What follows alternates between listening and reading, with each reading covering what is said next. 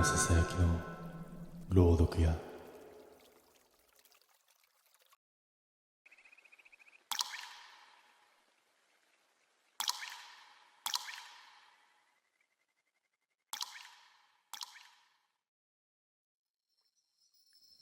あの時は本当にただ疲れていただけだった。仕事が立て込んで気づけば3週間まともに休めていなかった。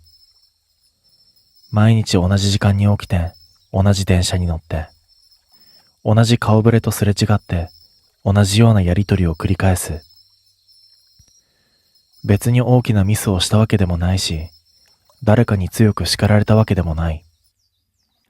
ただ少しずつ削られていく感じだけが確実にあった。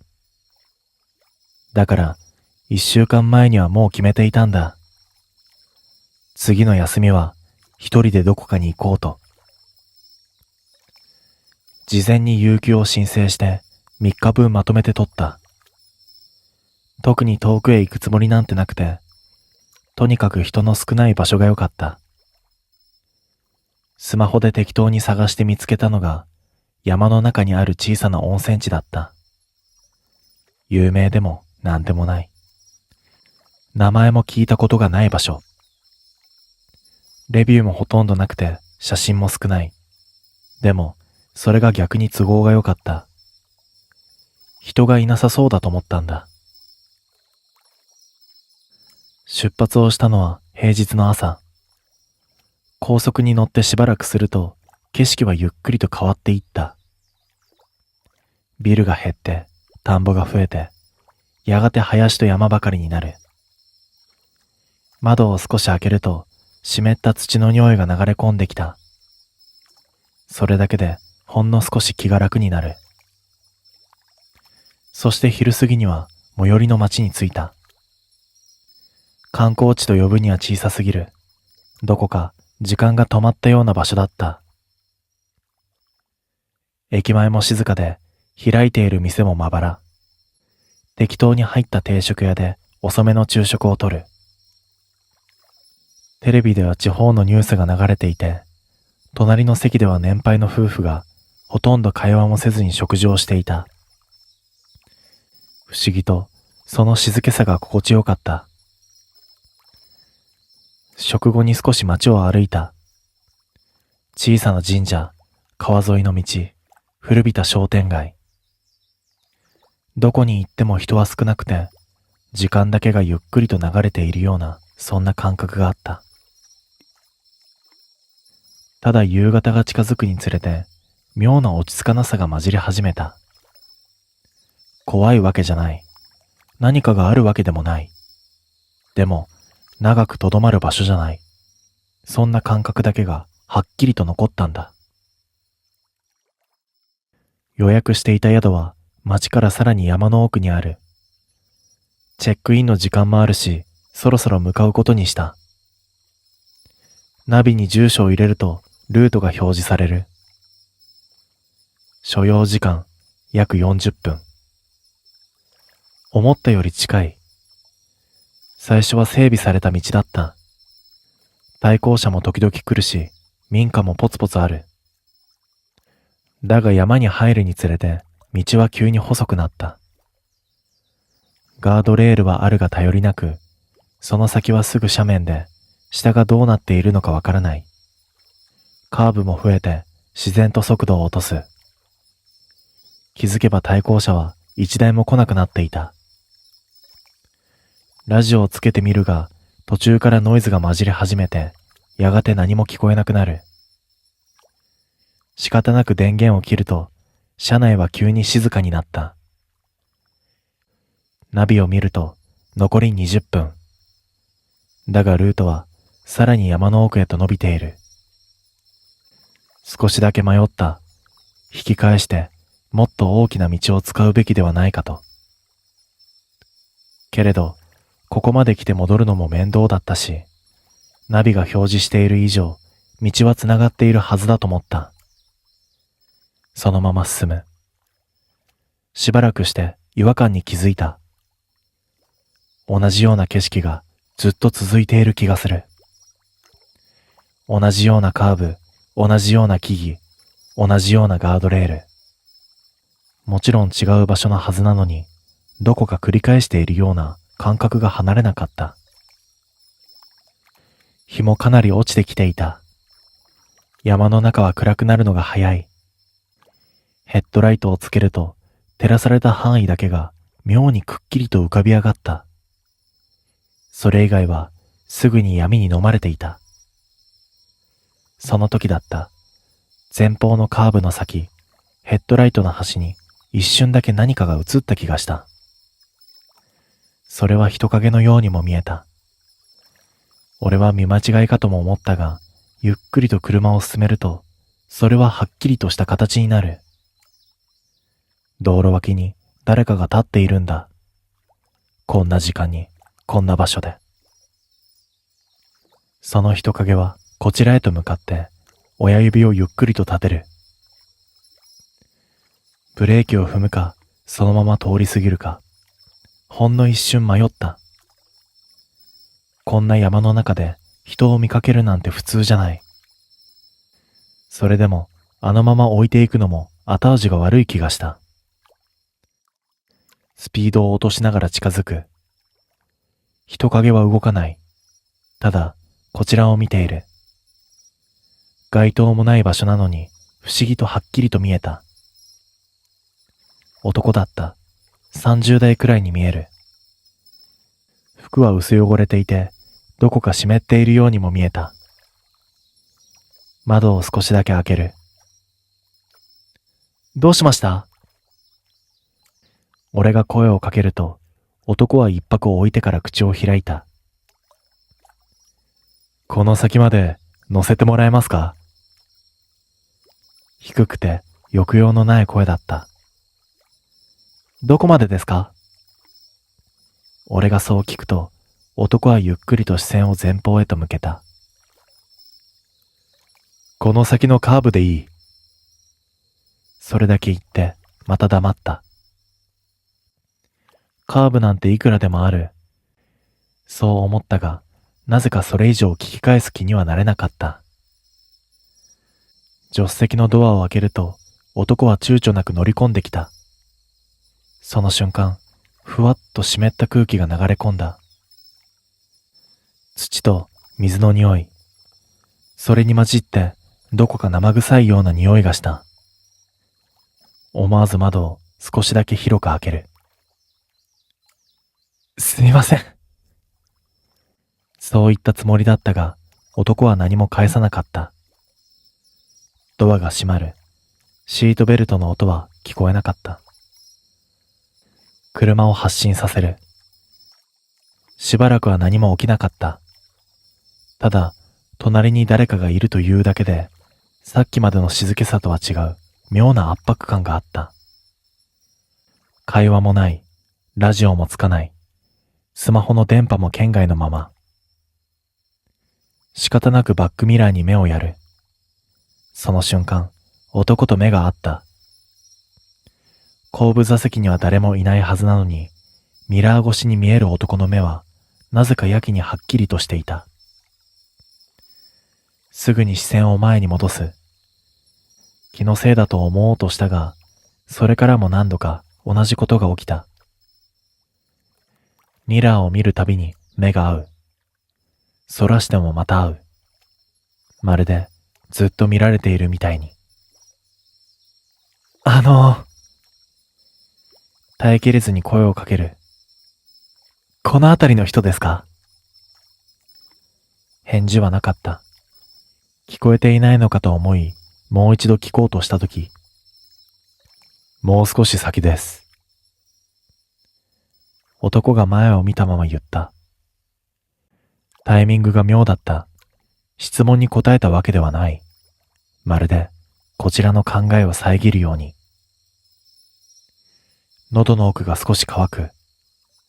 ナビを見ると、目的地まで残り10分ほどになっていた。だが、表示されているルートとは別に、なぜか細い脇道が強調されている。見覚えのない表示だった。こんな道、さっきまでなかったはずだ。次、そこを。男がはっきりと言った。指さした先にはほとんど使われていないような細い道があった。ガードレールもなく、奥は暗くて見えない。ナビはこっちじゃないみたいですけど。思わずそう言う。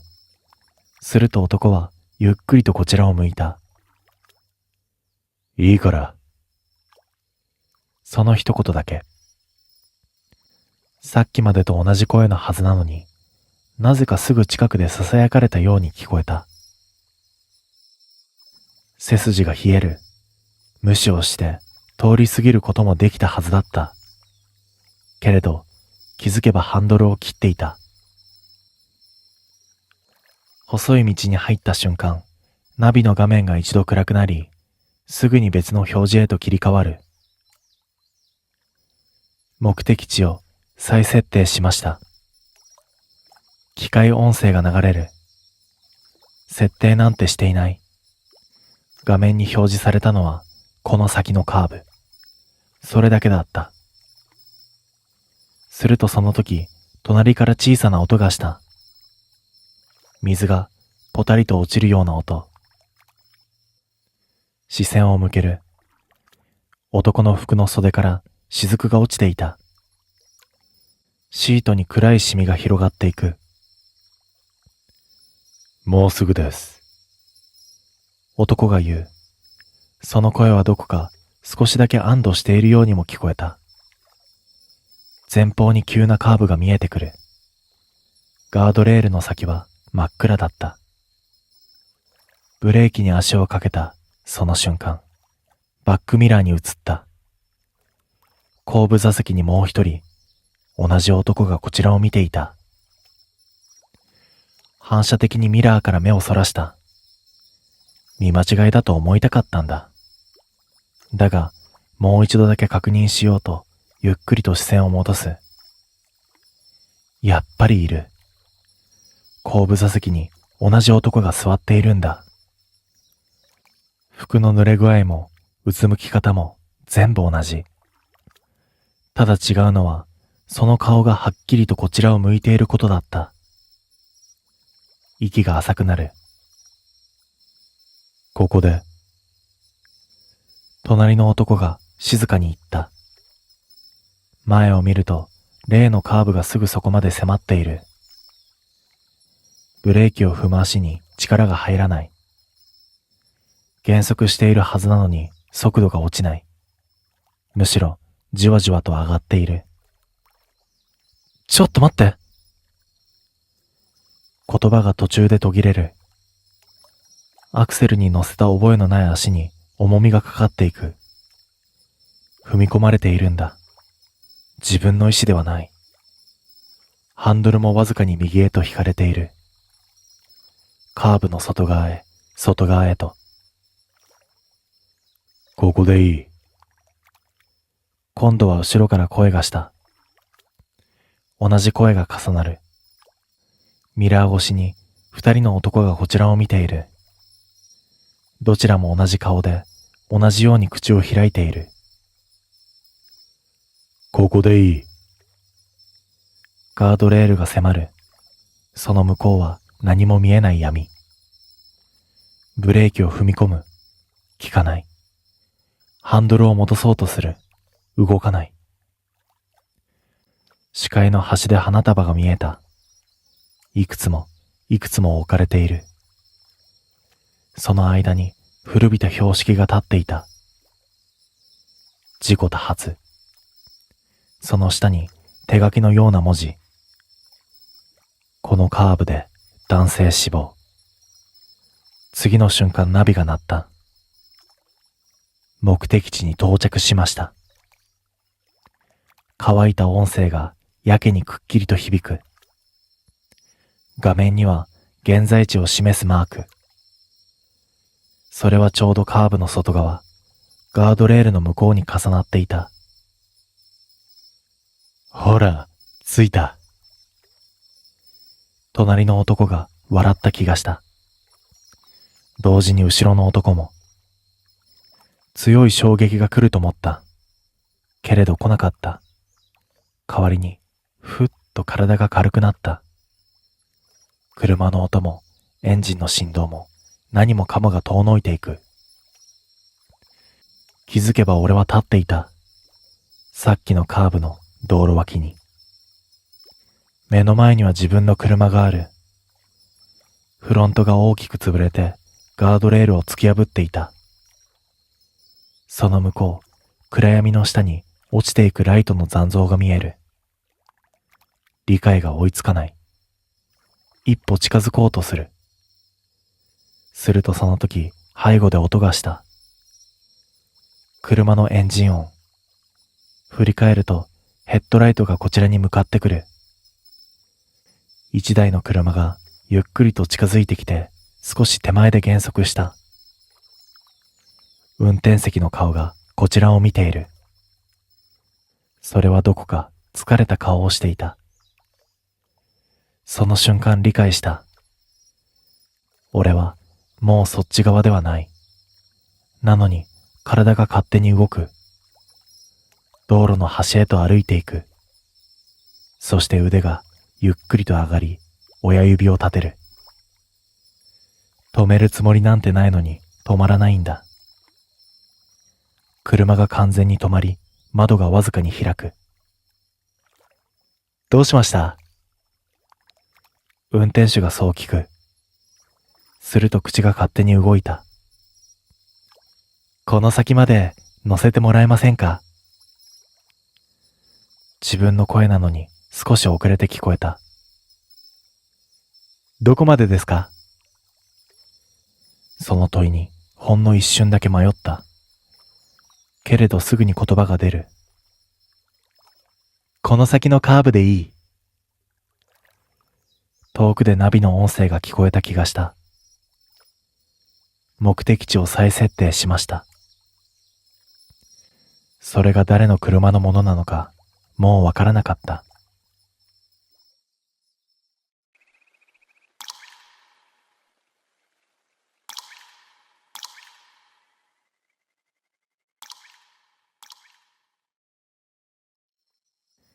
俺がその村に来たのは仕事の紹介がきっかけだった。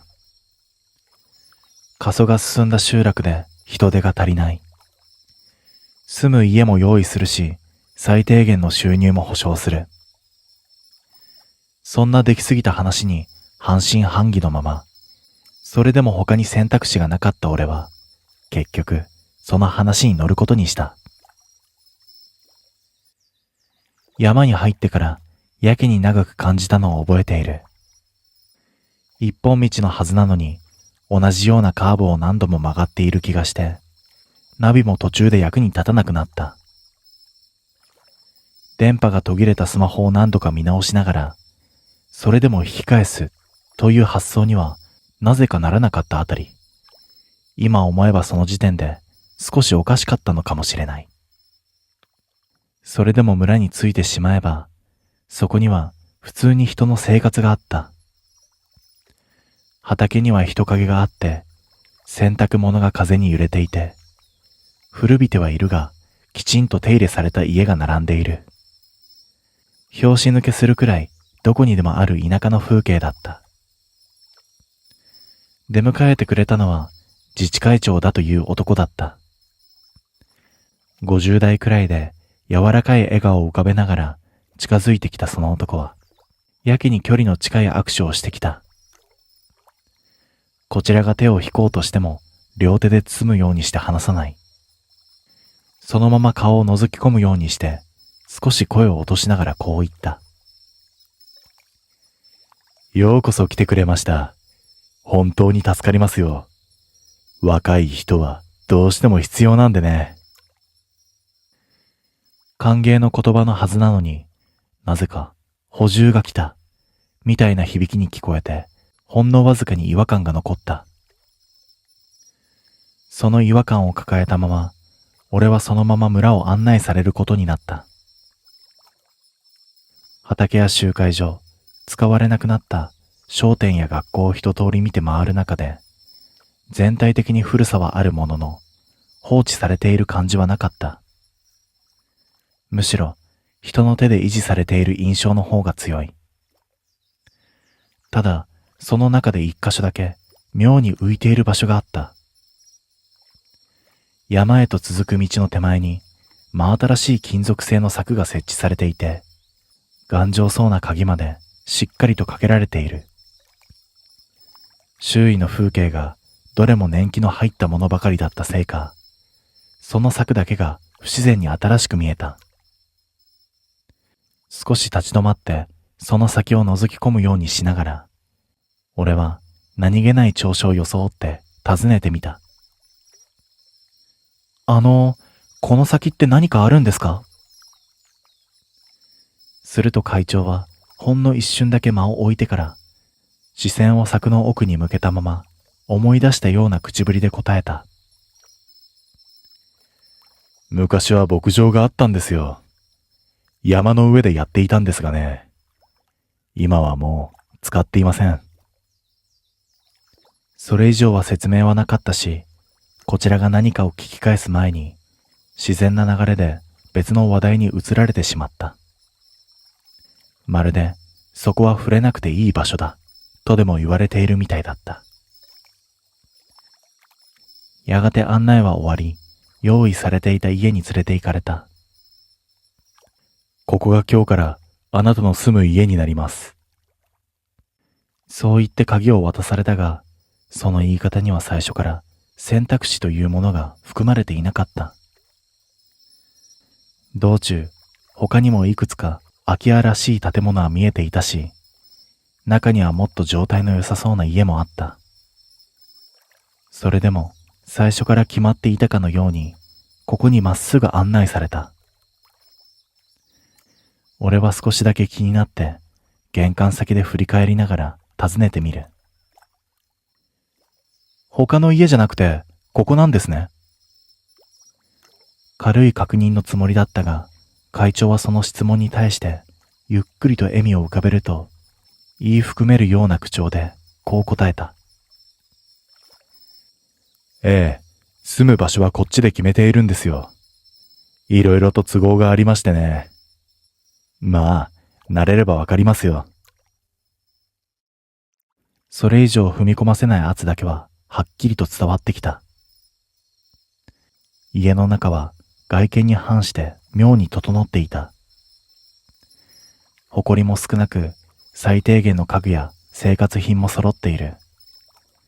まるで、つい最近まで誰かが普通に暮らしていて、そのままの状態で出て行ったかのようだった。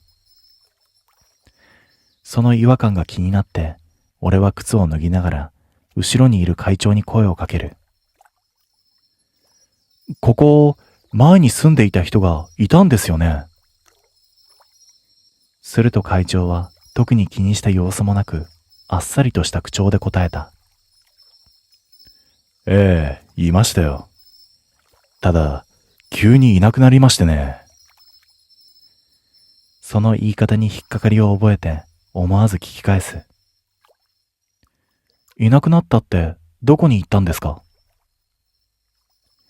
ほんの少し間があってから、会長は肩をすくめるようにして視線を外し、あまり興味もなさそうにこう言った。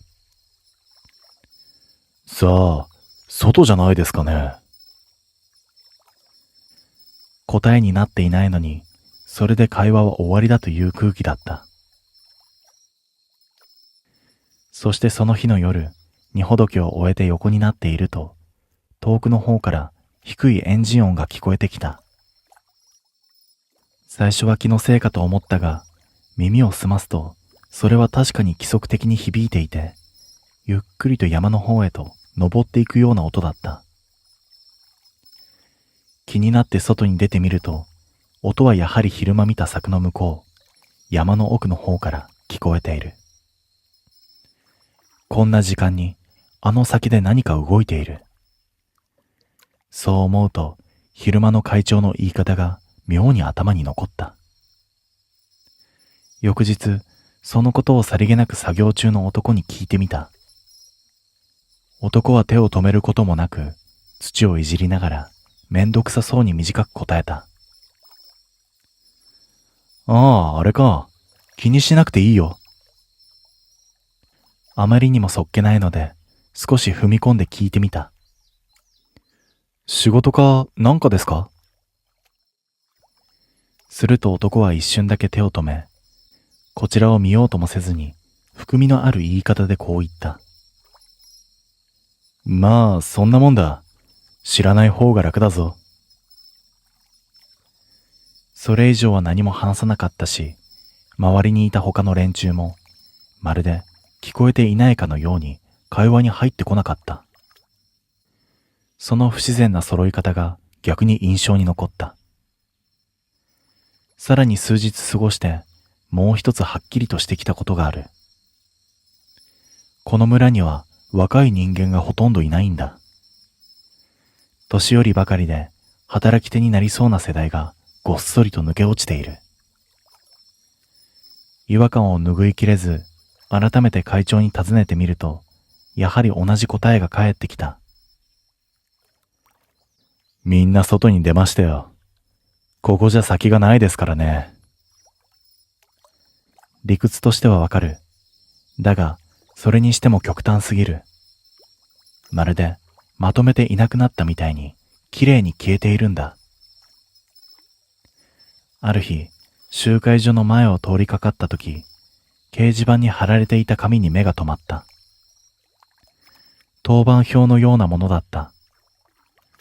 掃除や見回りの割り振りかと思って近づいてみたが、そこに書かれていたのは名前ではなかった。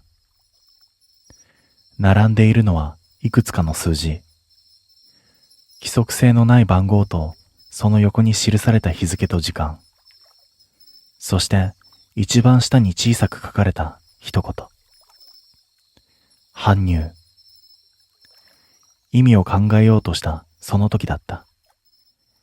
背後からすぐ近くで声がした。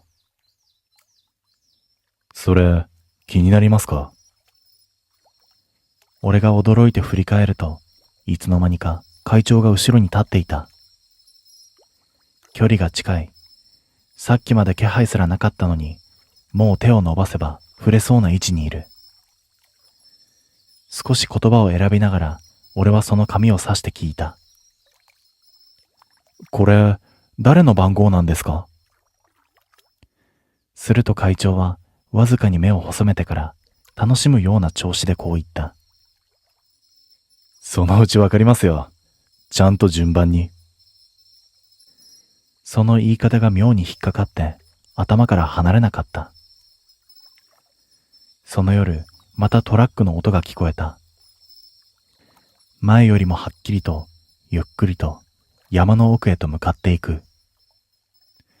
気づいた時には、もう外に出ていた。やめた方がいいという感覚はあったのに、それでも確かめずにはいられなかった。柵の前まで来ると、鍵が開いていることに気づいた。昼間は確かに閉まっていたはずなのに、今は誰でも入れる状態になっている。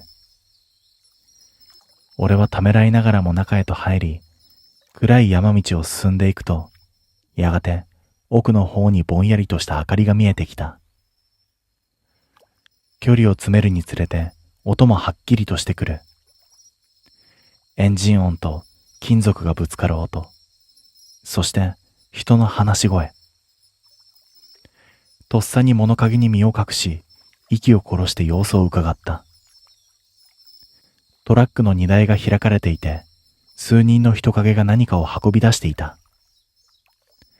暗くてはっきりとは見えない。だが、そのやりとりだけは、はっきりと耳に入ってきた。今回のはどうだ？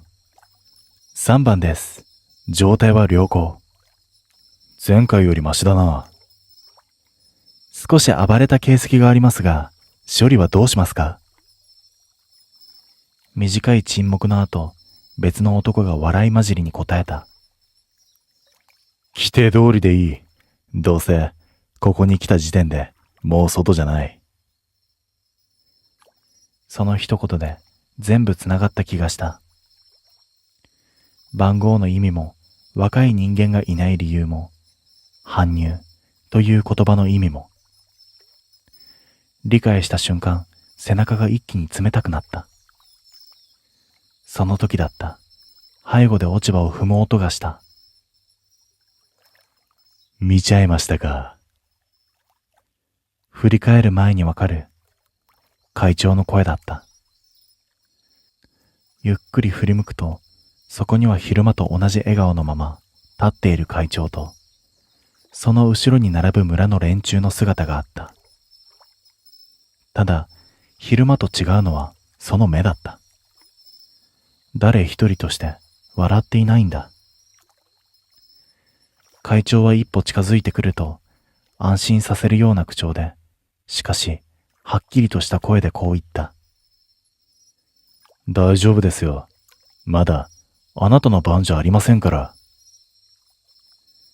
その言葉の意味を理解するより先に、さらに続けられる。こういうのはね、ちゃんと順番で回してるんですよ。急にやると、いろいろ問題が出ますからね。俺は逃げなければいけないと思った。だが、足が動かなかった。周囲を囲まれていることに、その時になってようやく気づいた。そして遠くでトラックのエンジンがもう一度低くなった。まるで次を待っているみたいに。あの夜のことを俺は誰にも話さなかった。いや、正確には話せなかったんだ。翌朝村の連中は何事もなかったかのように振る舞っていたし、会長に至っては昨日と全く同じ調子で声をかけてきたからだ。どうです？もう慣れましたか？そう言って笑う顔を見たとき、こいつらは最初から全部知っていて、何もかも予定通りに進めているんだと、はっきりと理解した。下手に騒げばどうなるかも分かっていた。あの山で見た3番がどうなったのか、俺に確認する勇気はなかったが、少なくとも無事では済んでいないことだけは確信できたからだ。それでも何もせずにいるわけにはいかなかった。知らないふりをして今まで通りに過ごしながら少しずつ情報を集めるしかない。村の年寄りたちは口が重かったが、酒が入ると多少は緩むことがある。ある晩、集会所での飲みの席に呼ばれたとき、俺はそれを利用することにした。わざと何も知らないふりをして、昔の話を聞き出す。この辺、昔は牧場やってたって聞きましたけど。俺がそう切り出すと、何人かが一瞬だけ視線を交わした。それから一人の老人がため息混じりに口を開いた。やってたよ。山の上でな。牛を飼って、それなりに回ってた。懐かしむような口調だったが、すぐに表情が曇る。けど、ある年に全部ダメになった。病気だかなんかで、一気に数が減ってな。借金だけが残ったんだ。そこまで話して、老人は酒を一口飲んだ後、少し声を落とした。で、その時に話が来たんだよ。助けてやるってな。誰がですか？自然に聞き返したつもりだったが、その場の空気が一瞬で冷えたのが分かった。そして老人は答えなかった。だけど代わりに、隣にいた別の男が、やや強い口調で言葉をかぶせてきた。昔話だ。今は関係ねえ。そのまま話は打ち切られた。それ以上は踏み込むな、という無言な圧だけが残る。だが、それで十分だった。契約は本当にある。そしてそれは村ぐるみで隠しているんだ。数日後、俺は集会所の倉庫に入る機会を得た。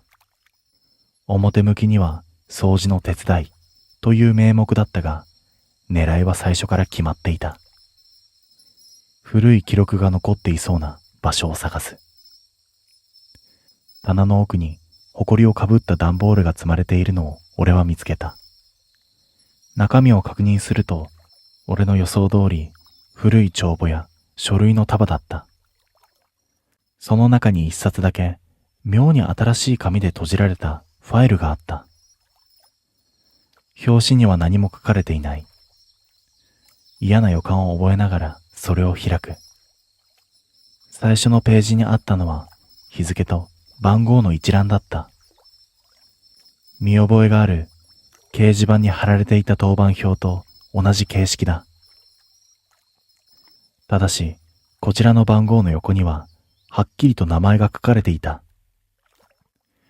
村人の名前だ。見知った顔もいくつかある。そしてその名前の横にさらに項目が並んでいた。搬入日、状態、処理。言葉の意味を理解するのに時間はかからなかった。ページをめくる。過去の記録が何年分も続いている。そしてある時期を境に、それ以前の記録とは内容が大きく変わっていることに気づいた。それまでは確かに家畜の記録だった。牛の数や状態、出荷日。だが、ある年以降、記録の対象が完全に人間に置き換わっているんだ。そのページの間に一枚だけ別の書類が挟まっていた。それはコピーのようだったが、文章ははっきりと読める。タイトルはなかった。ただ、本文の冒頭にこう書かれていた。契約条項。喉が渇くのを感じながら読み進める。内容は簡潔だった。一定期間ごとに規定数を収めること。対象は当該地域に属するものとする。不足が生じた場合、代替による補填を認める。契約の履行がなされない場合、地域全体に対して処置を行う。そして最後に一文だけ妙に具体的な条件があった。対象の選定及び順序は地域側の裁量に委ねる。思い出した会長の言葉。順番がありますから。ページをめくる手が止まらなくなっていた。確認しなければいけないことがあった。最新の記録。一番後ろのページを開く。そこには直近の搬入予定が並んでいた。番号と日付。そしてその横に書かれている名前。視線を滑らした瞬間、心臓が強く跳ねた。そこには見覚えのある名前があったんだ。俺の名前だった。その行をもう一度見直す。間違いじゃない。番号と日付、そして搬入予定。その日付は明日だった。その瞬間、倉庫の外で物音がした。誰かが近づいてくる。慌ててファイルを元に戻し、段ボールの位置も整える。何もしていないふりをして振り向いたとき、入り口に立っていたのは会長だった。何か見つかりましたか？穏やかな声だった。だが、その目は笑っていない。どこまで見たのか、全部わかっているような視線だったんだ。いえ、特には。できるだけ平静を装って答える。数秒の沈黙。その後会長はゆっくりとうなずいた。そうですか。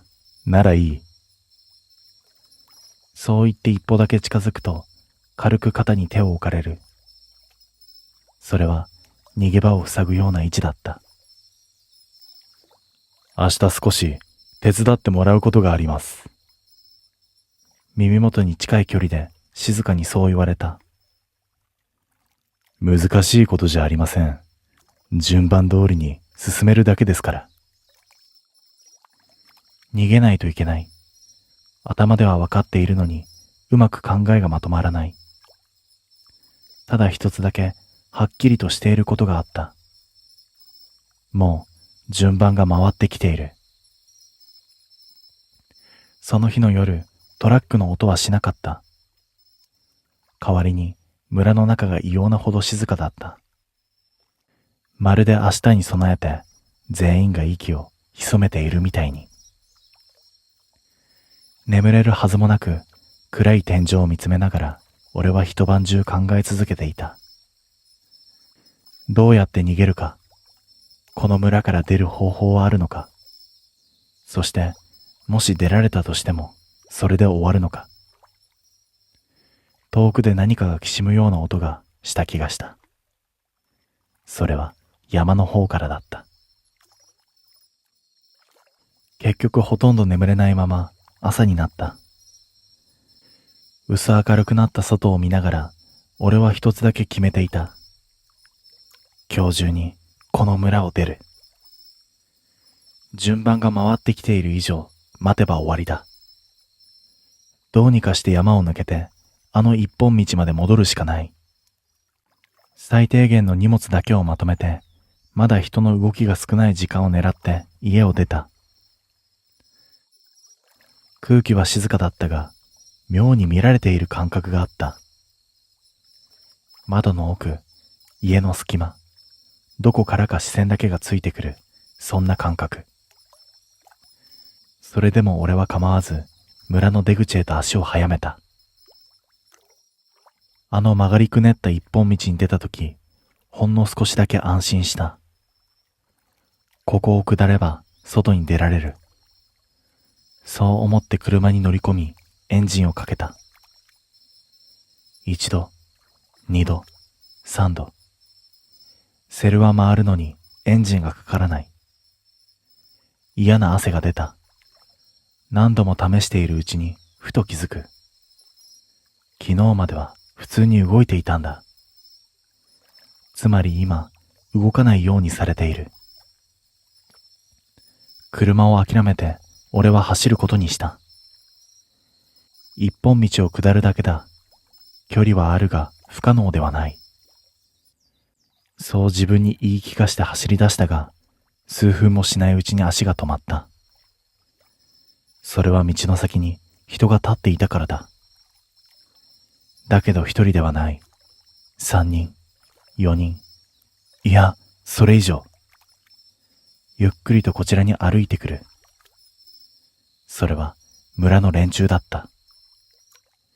後ろを振り返る。後ろも同じだった。いつの間にか後ろからも人が来ている。完全に挟まれていた。俺は息を切らしながらその場に立ち尽くすしかなかった。やがてその中から会長が前へ出てくる。相変わらずあの穏やかな笑顔のままだ。困りますよ。勝手なことをされると。だけど叱るような口調ではなかった。むしろ言い聞かせるような優しさが混じっている。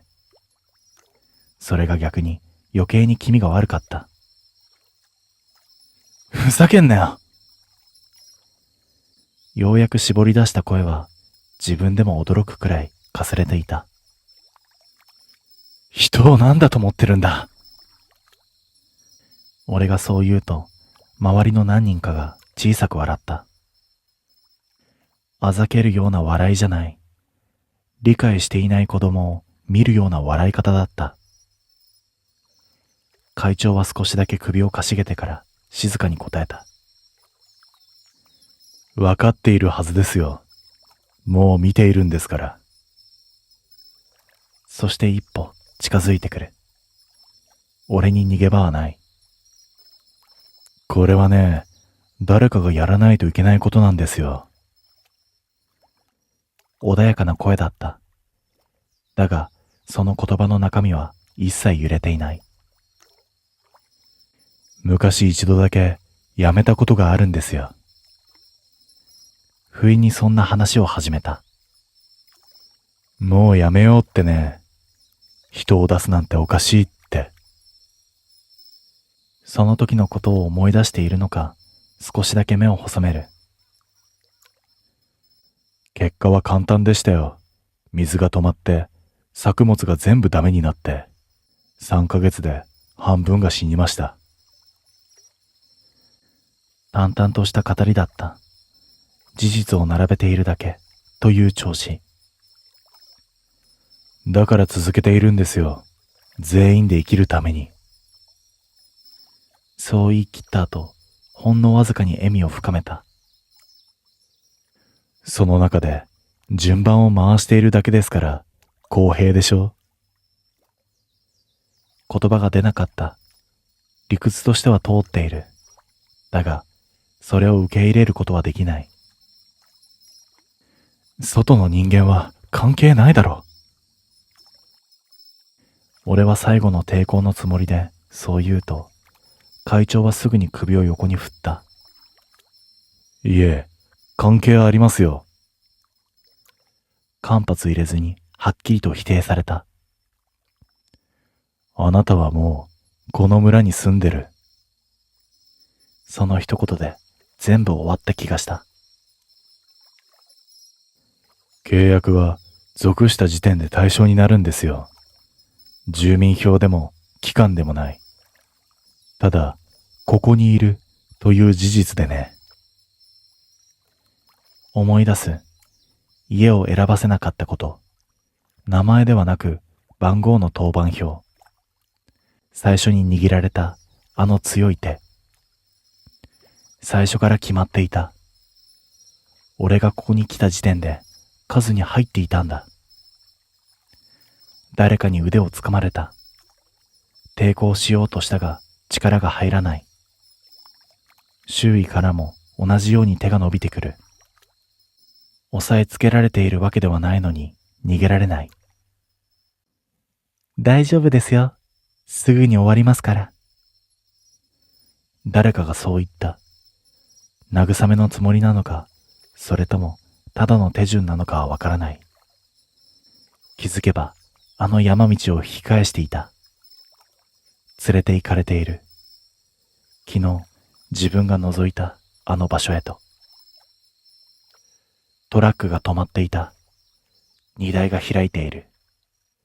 中は暗くてよく見えないが、奥の方に何かが積まれているのがわかる。形は人に見えた。近づくにつれてかすかな音が聞こえてきた。呼吸の音。それと何かをするような小さな動き。生きている。だが誰もそれを人間として扱っていない。番号を確認します。誰かが事務的に言う。紙をめくる音。次、4番。俺の番号だった。その瞬間、俺は完全に理解した。ここでは名前は意味がないんだ。番号だけが、順番だけが全てなんだと。荷台の縁に手をかけられる。持ち上げられる感覚。視界が揺れる。そして最後に見えたのは会長の顔だった。その顔は相変わらず穏やかな笑みのまま軽くうなずいている。またすぐ補充が来ますから。その言葉の意味を考える前に視界が暗くなった。数ヶ月後、同じ山道を一台の車が登ってくる。運転をしているのは若い男だった。少し不安な顔をしながらも、どこか期待をにじませている。村の入り口で数人が出迎える。そしてその中心に立っているのはあの会長だ。ようこそ、待っていましたよ。しっかりと手を握りながら、ゆっくりと言葉を続ける。住む家はこちらで用意していますので。そしてほんの一瞬だけ視線を山の方へと向けてから、こちらで決めさせてもらいますね。遠くで低いエンジン音が鳴り始めていた。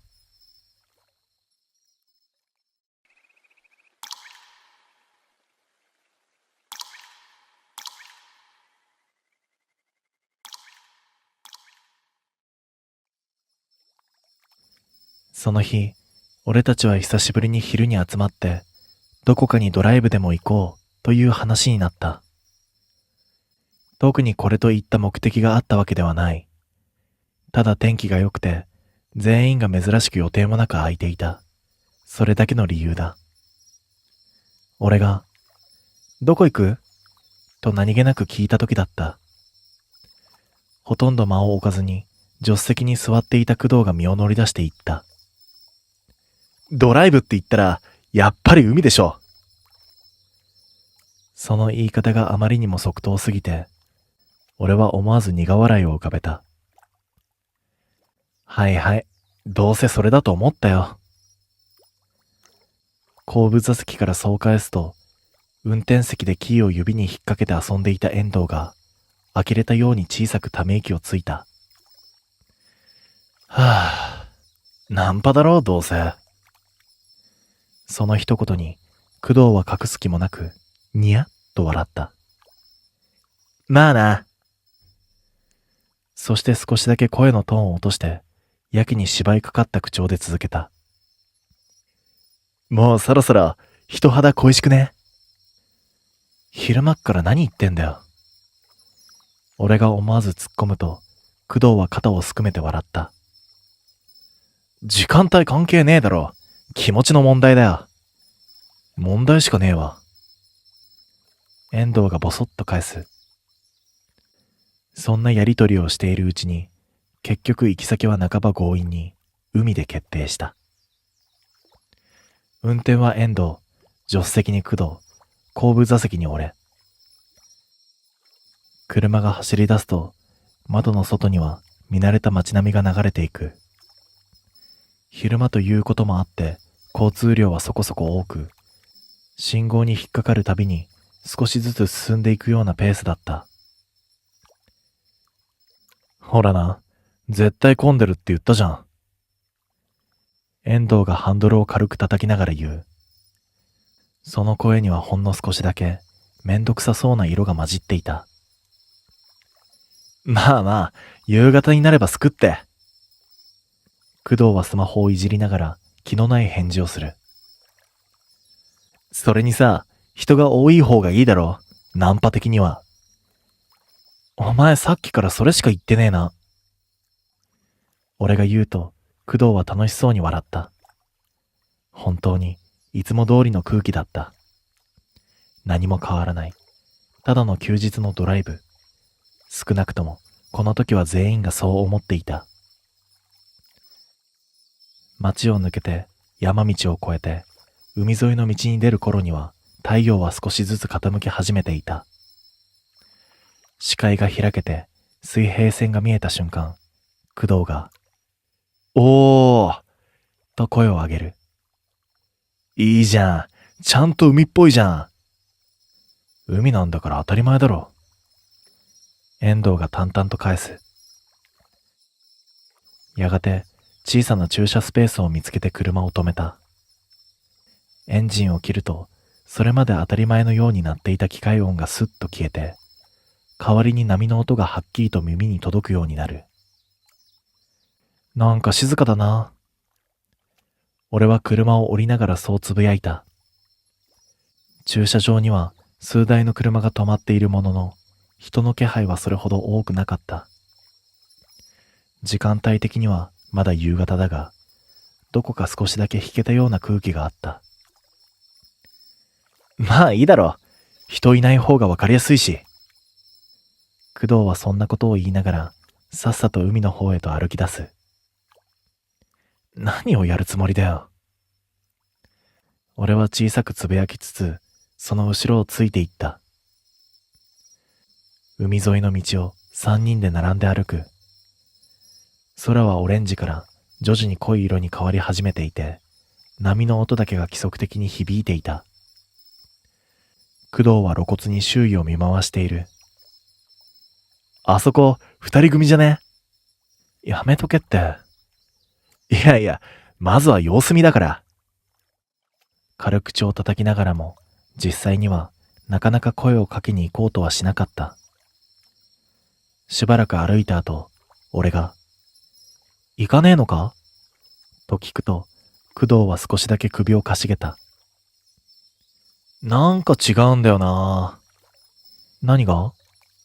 いや、わかんねえんだけど、ピンとこねえんだよな。珍しく歯切れが悪い。遠藤が呆れたように言う。お前にそんな基準があったんだな。工藤はそれには答えず、また周囲を見回し始めた。その頃には空はかなり暗くなっていた。さっきまでちらほら見えていた人影も気づいたらほとんどいなくなっている。駐車場の方を振り返ると、残っている車もかなり減っていた。人減ったなぁ。俺がそう言うと、まあ夜になるしな。と遠藤が短く答えた。その声はいつもと変わらないはずなのに、なぜか少しだけ低く感じた。その時だった。あ！工藤が急に足を止める。視線の先を追うと、少し離れた防波堤の近くに二人組の女が立っているのが見えた。街灯の明かりがギリギリ届く場所で、ぼんやりとした輪郭だけが浮かび上がっている。一人は、はっきりとわかるくらい整った顔立ちをしていた。長い髪が風に揺れていて、どこか大人っぽい雰囲気がある。もう一人は、その隣で少し控えめに立っている。派手さはないが、静かな印象の女の子だった。あれだな。工藤が小さくつぶやく。その声には、さっきまでの軽さとは違う、妙な集中があった。行くのか？遠藤が聞く。ああ！短く答えると、工藤は一歩踏み出した。そしてぽつりと、あっちの子いいな。そう言って、おとなしい方、夏美の方を見ていた。俺はなんとなく、その二人を見続けていた。何かが変だ、とははっきりとは言わない。でも、二人ともさっきからずっと同じ場所に立っている。風が吹いているのに、ほとんど動かない。ただ海の方を向いたまま。ちょっと行ってくるわ。工藤がそう言って軽く手を振った。マジで行くのかよ。ここまで来て帰れるかっての。そう言って軽く笑って、そのまま二人の方へと歩いて行った。街灯の下で工藤が声をかける。そして少しの間があって、二人がゆっくりと振り向いた。その動きがほんのわずかに遅れて見えた気がした。工藤は何かを話している。女たちもそれに応じているようだった。距離が近い。初対面にしては妙に。普通に会話してるな。俺が小さく言うと、遠藤がわずかに首を振った。いや、なんか変だ。何が？遠藤は目を細めたまま、距離、とだけ言った。言われてもう一度見る。確かに近い。特に工藤と夏美の距離が。ほとんど肩が触れそうなくらいだった。しばらくして、工藤がこちらを振り返り、手招きをした。来いよ！そんなジェスチャーだった。行ってみる？と俺が聞くと、遠藤は少しだけ考えてから、様子だけ見る、と答えた。俺たちは二人の方へと歩き出した。近づくにつれて、顔がはっきりと見えるようになる。美人の方、舞がニコッと笑った。その隣で、夏美も少し遅れて同じように笑う。こっち、舞。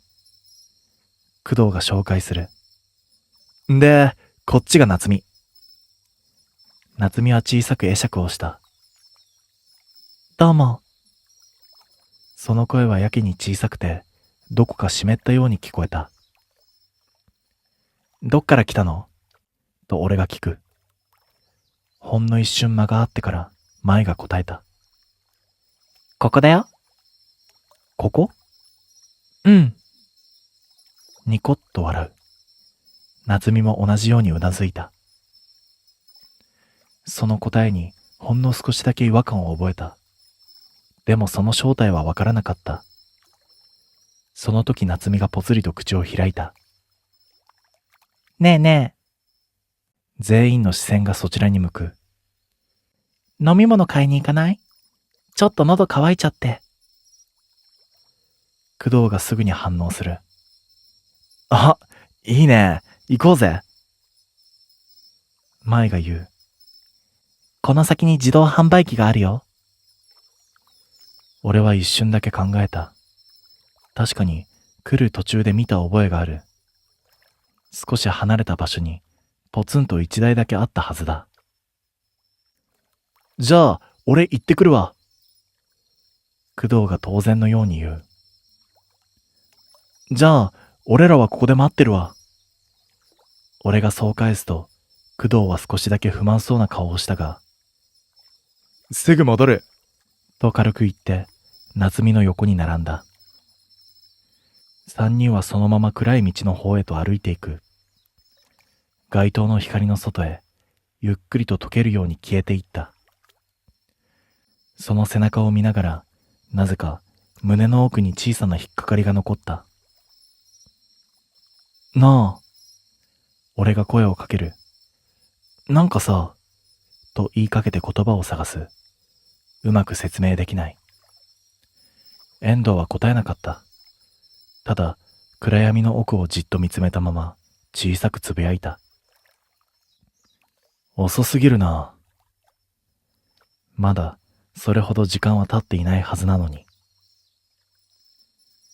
遠藤が、遅すぎるな、とつぶやいたとき、俺はなんとなくその言葉に引っかかりを覚えながら、スマホで時間を確認した。まだ5分も経っていない。普通に考えれば、飲み物を買いに行っただけなら、遅いとも言えない時間だ。むしろ早いくらいかもしれない。それなのに、遠藤の言い方には、ただの体感以上の何かが含まれているように思えた。いや、さすがにそれは早くないか。なるべく軽く聞こえるように言ってみる。けれど遠藤はすぐには答えず、ただ暗闇の奥をじっと見つめたまま、小さく首を振った。そういう問題じゃない気がするんだ。何が？わからん。短くそれだけ。俺もつられて暗闇の先に目を向けた。街灯の光が届かない場所は、まるでそこだけ世界から切り離されたみたいに真っ黒で、その奥にあるはずの自販機の気配すら感じられなかった。来る時には確かに見えたはずだった。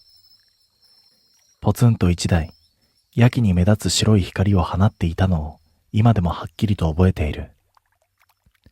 その時だった。今、見えたか？遠藤が低い声で言った。え？光。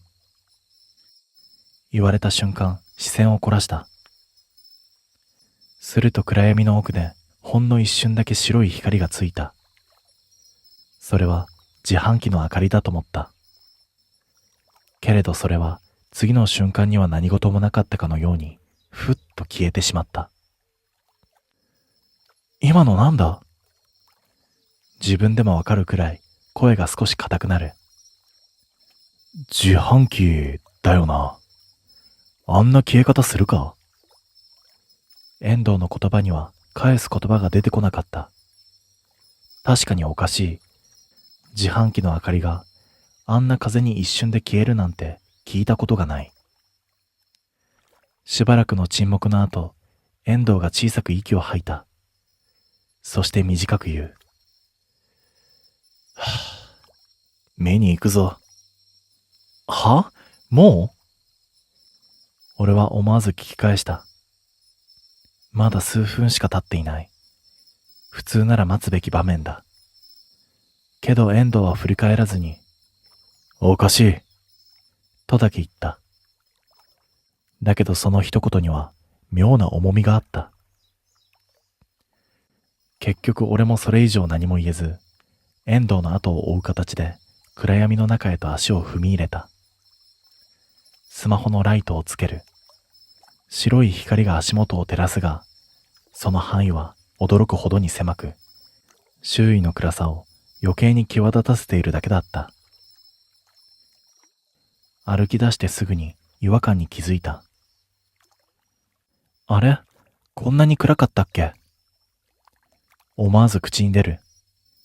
来た時はここまで視界が効かなかった覚えはない。来た時より暗いな。遠藤も同じことを感じていたらしい。その声は低く、少しだけ張り詰めていた。足元は砂とアスファルトが混ざったような中途半端な道で、歩くたびに靴の裏がザリッと嫌な音を立てる。波の音もさっきより遠くなったような気がした。代わりに自分たちの足音だけが妙に大きく響いている。しばらく歩く。体感ではそれほど時間は経っていないはずなのに、自販機は一向に見えてこない。なあ、こんな遠かったか？思わず口に出す。いや、もっと手前だったはずだ。遠藤の返事を聞いた瞬間、胸の奥にあった違和感がはっきりとした形を持ち始めた。何かがおかしい。その時だった。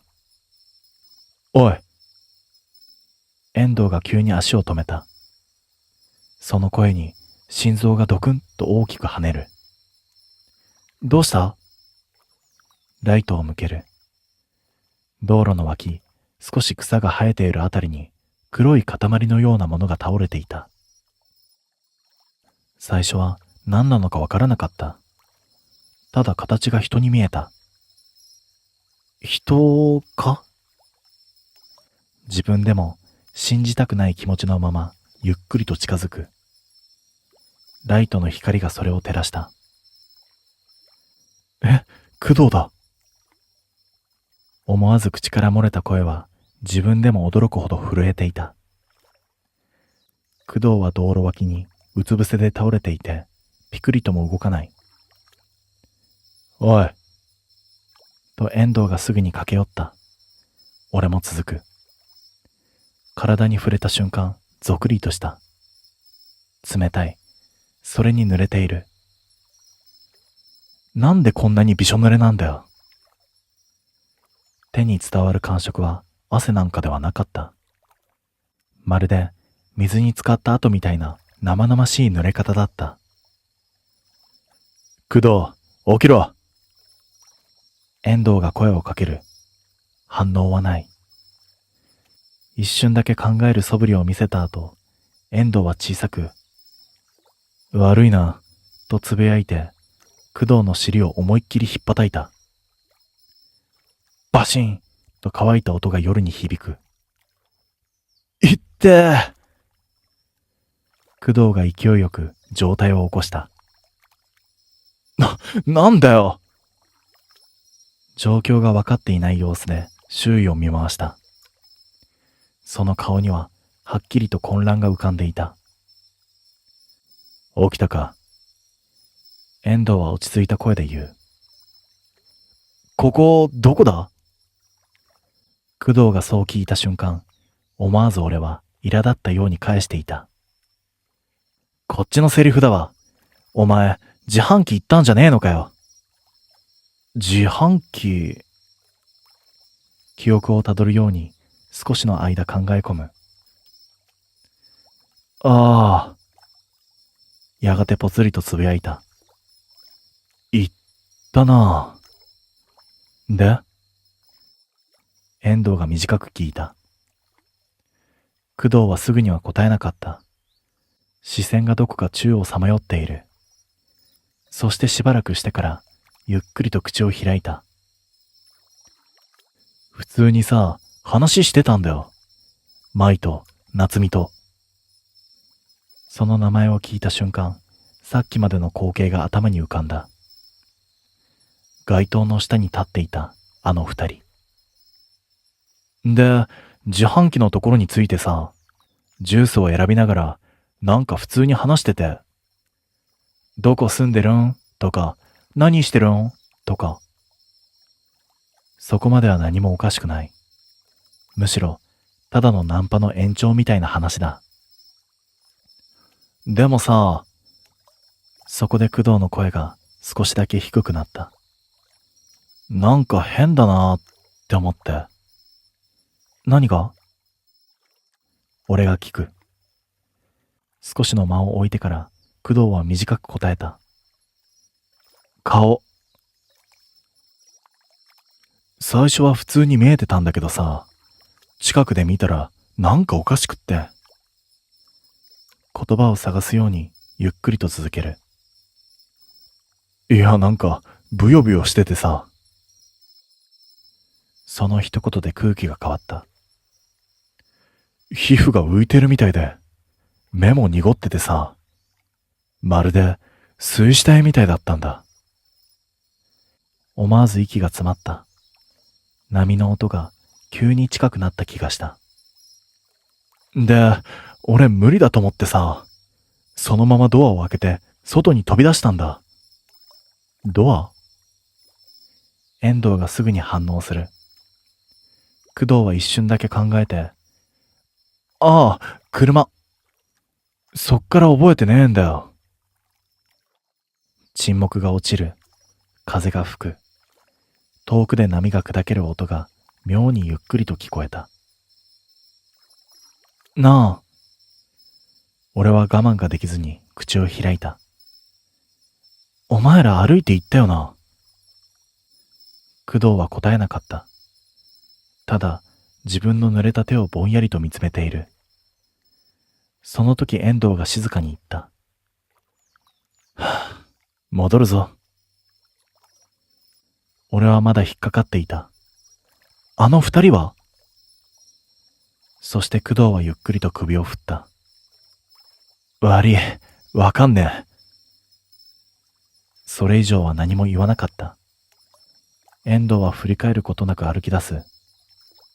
俺も、そして工藤もその後を追った。途中で一度だけ俺は振り返った。暗闇の奥、何も見えないはずのその場所に誰かが立っているような気がした。だけど次の瞬間にはもう何もなかった。来た道を戻る間、誰もほとんど口を開かなかった。さっきまで聞こえていたはずの波の音はまた遠くなっていて、代わりに自分たちの足音だけがやけに大きく響いていた。工藤はというと、まだ完全には意識がはっきりとしていないのか、少しふらつきながら歩いている。その服は相変わらずびしょ濡れで、近くにいるだけで、かすかに潮の匂いがした。やがて街灯の明かりが見え始め、さっきまでいた場所に戻ってくる。当然のように、そこに舞と夏美の姿はなかった。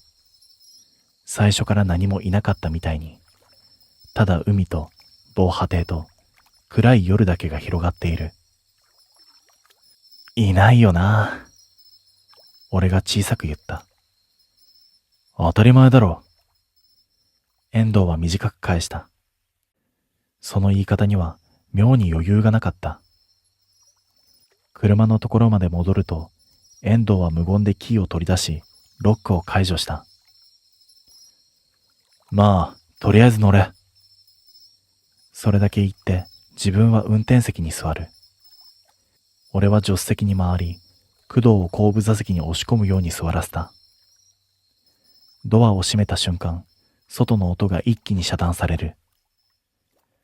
さっきまであれだけ気になっていた波の音もほとんど聞こえなくなっていた。代わりに車内の空気が妙に重く感じられる。エンジンがかかる。低い振動が足元からじわりと伝わってくる。しばらくは誰も何も言わなかった。ただ車がゆっくりと動き出し、暗い海沿いの道をだんだん離れていく。10分ほど走った頃だろうか、後部座席から小さな声が聞こえた。なあ。工藤だった。さっきの話なんだけどさ。遠藤は前を向いたまま、ああ、とだけ答えた。俺も振り返らずに耳を傾ける。俺、普通に話していたつもりだったんだよ。舞と夏美と。工藤はそう言って言葉を一度切った。でもさ、途中で気づいたんだよね。顔がおかしいって。さっき聞いた話と同じ内容。けれど、車内という閉じた空間で聞くと、その生々しさがまるで違って感じられた。ブヨブヨで皮膚が浮いているみたいでさ、目も濁ってて、まるで水死体みたいだったんだ。思わず背中に冷たいものが走った。で、俺もう無理だと思ってドアを開けて外に飛び出したんだ。そこまで聞いたところで、遠藤がわずかに視線をバックミラーに向けた。なあ。低い声だった。それ本当にその場で気づいたんか？は？お前さ、海に入ってないよな。入ってねえよ。じゃあなんでそんな濡れてんだ？その一言で空気が変わった。俺は思わず振り返った。後部座席の工藤。その服はやっぱり異様な濡れ方をしていた。汗なんかじゃ説明がつかない均一な重たい濡れ方。いや、これは。工藤が言葉に詰まる。遠藤は淡々と続けた。もう一つある。お前、普通に話してたって言ったよな。あの場所風強かったし、波の音もでかかった。正直、こっちまで声はほとんど聞こえてなかったんだ。確かにそうだった。距離もあったし、何かを話しているまではわからなかった。そんな中で、遠藤がミラー越しに工藤を見る。なんでお前だけ会話ができていたんだ？沈黙。工藤の呼吸がわずかに荒くなるのが分かった。遠藤は静かに言った。多分お前、車の中で話してたんだよ。その言葉の意味を理解するまで少し時間がかかった。は？思わず声が出る。自販機なんて言ってないんだ。最初からお前だけ。そこまで言って遠藤は言葉を切った。俺は反射的に後部座席を見る。車のシートが濡れている。工藤の服だけではない。その両隣にはっきりと二人分の濡れた跡が残っていた。まるで誰かがずっとそこに座っていたみたいに。なあ。工藤が震えた声で言う。俺、最初から乗せてたんかな？誰も答えなかった。重たい沈黙が車内に沈む。そしてしばらくして、工藤が無理やり笑った。いや、でもさ、さすがにこれはなんかの勘違いだろ？濡れてるのも、ほら、海の近くだしさ。湿気とか、そういうので。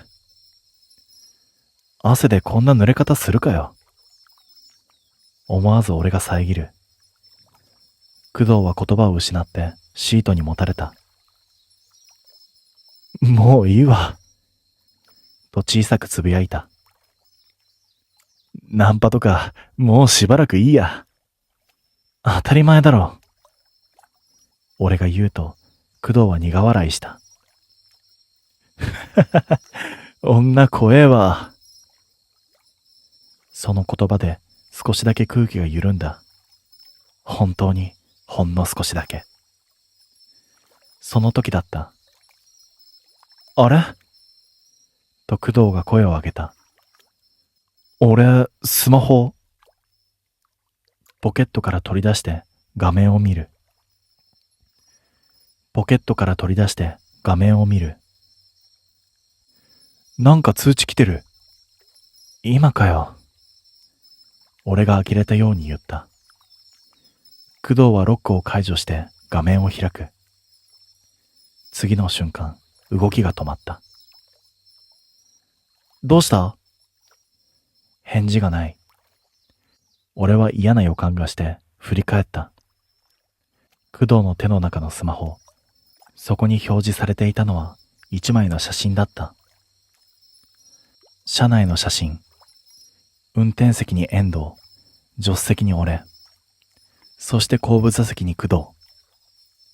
その両隣にびしょ濡れの女が二人、こちらを見て笑っていた。誰が撮ったんだこれ。工藤の声が震えた。遠藤が低く言う。それ消せ。工藤が慌てて画面を操作した。消えねえ。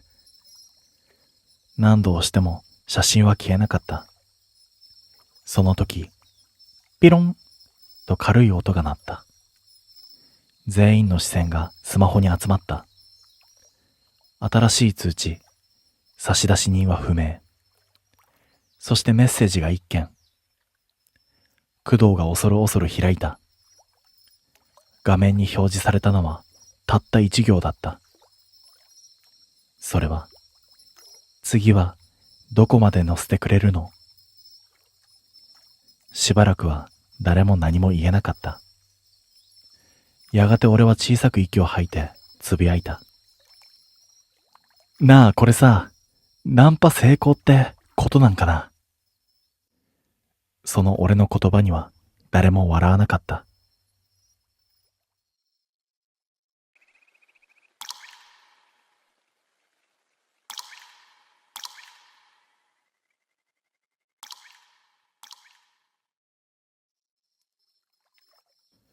これは俺がまだ自分の顔と若さだけで人生なんてどうにでもなると思っていた頃の話だ。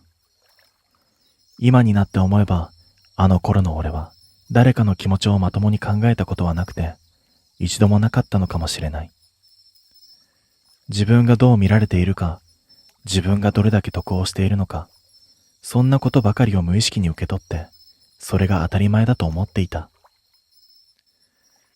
たまたま生まれつき顔立ちが整っていただけで、小学校の頃から女子に名前を覚えられ、中学では学年の違う子にまで噂されて、高校に入る頃にはもうそういう扱いに驚くことすらなくなっていた。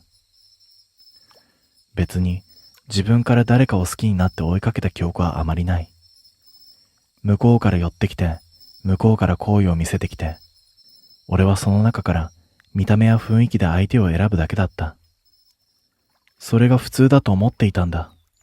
あの日までは。高校2年の春、放課後、俺は校舎裏に呼び出された。特に珍しいことではない。むしろ何度も経験してきた光景だった。どうせまた誰かが告白をしてきて、俺が適当に断るのか、気分次第で付き合うのか、その程度の軽い出来事のはずだったんだ。校舎裏はやけに静かだった。部活の声は聞こえているのに、なぜか距離が遠く感じる。風も吹いていないのに、空気だけが妙に冷たかった。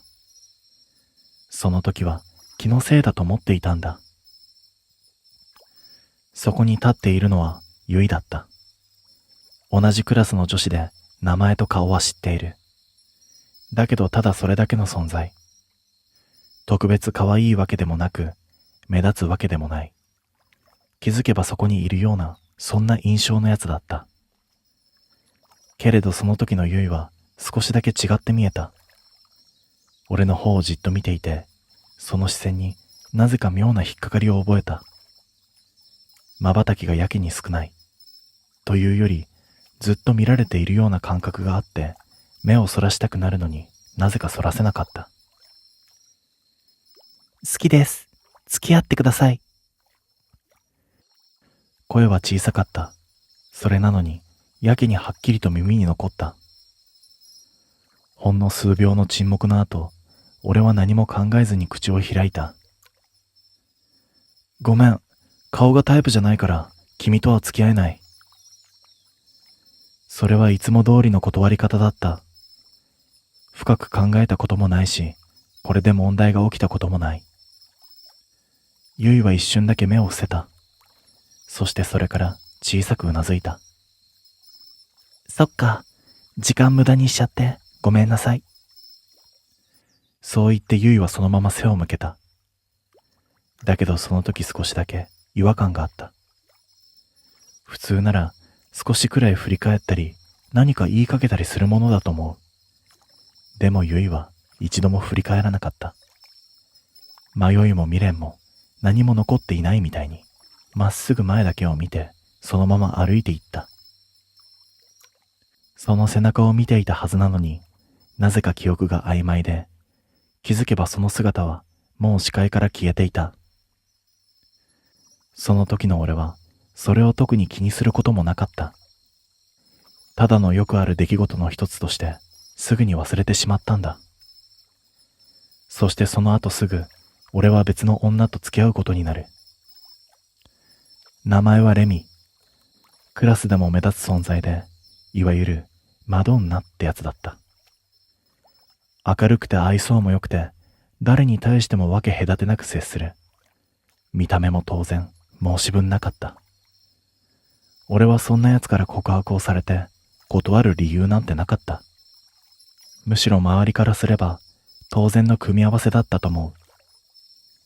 付き合い始めた頃は本当に何も問題はなかった。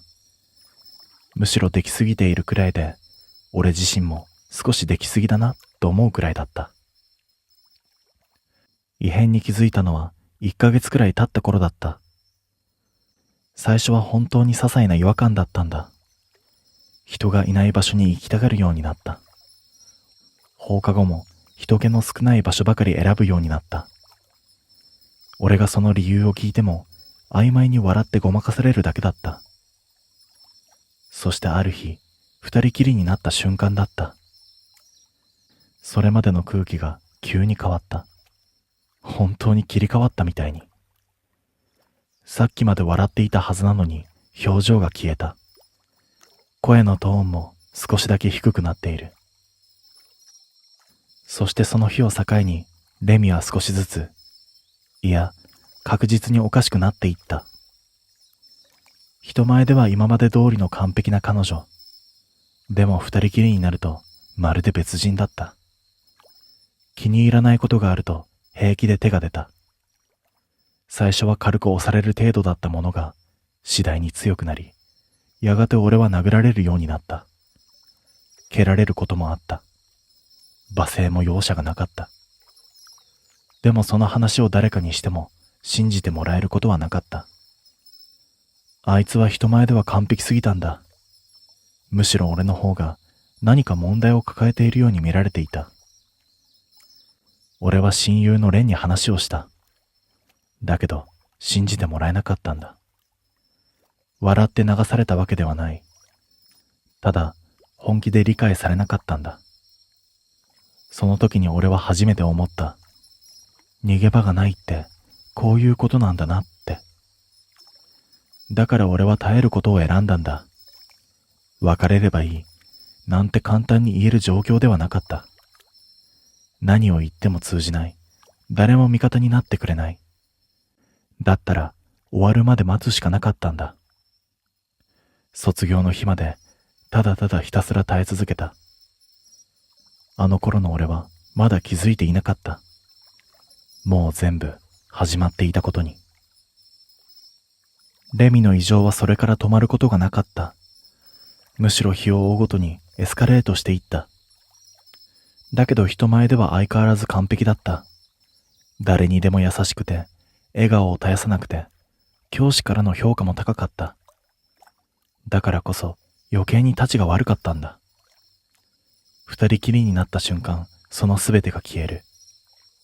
あの笑顔も声も全部が偽物だったみたいにスッとなくなる。最初の頃は何か理由があるんじゃないかと思っていたんだ。機嫌が悪いだけとか、たまたまだとか、そうやって自分に言い聞かせていた。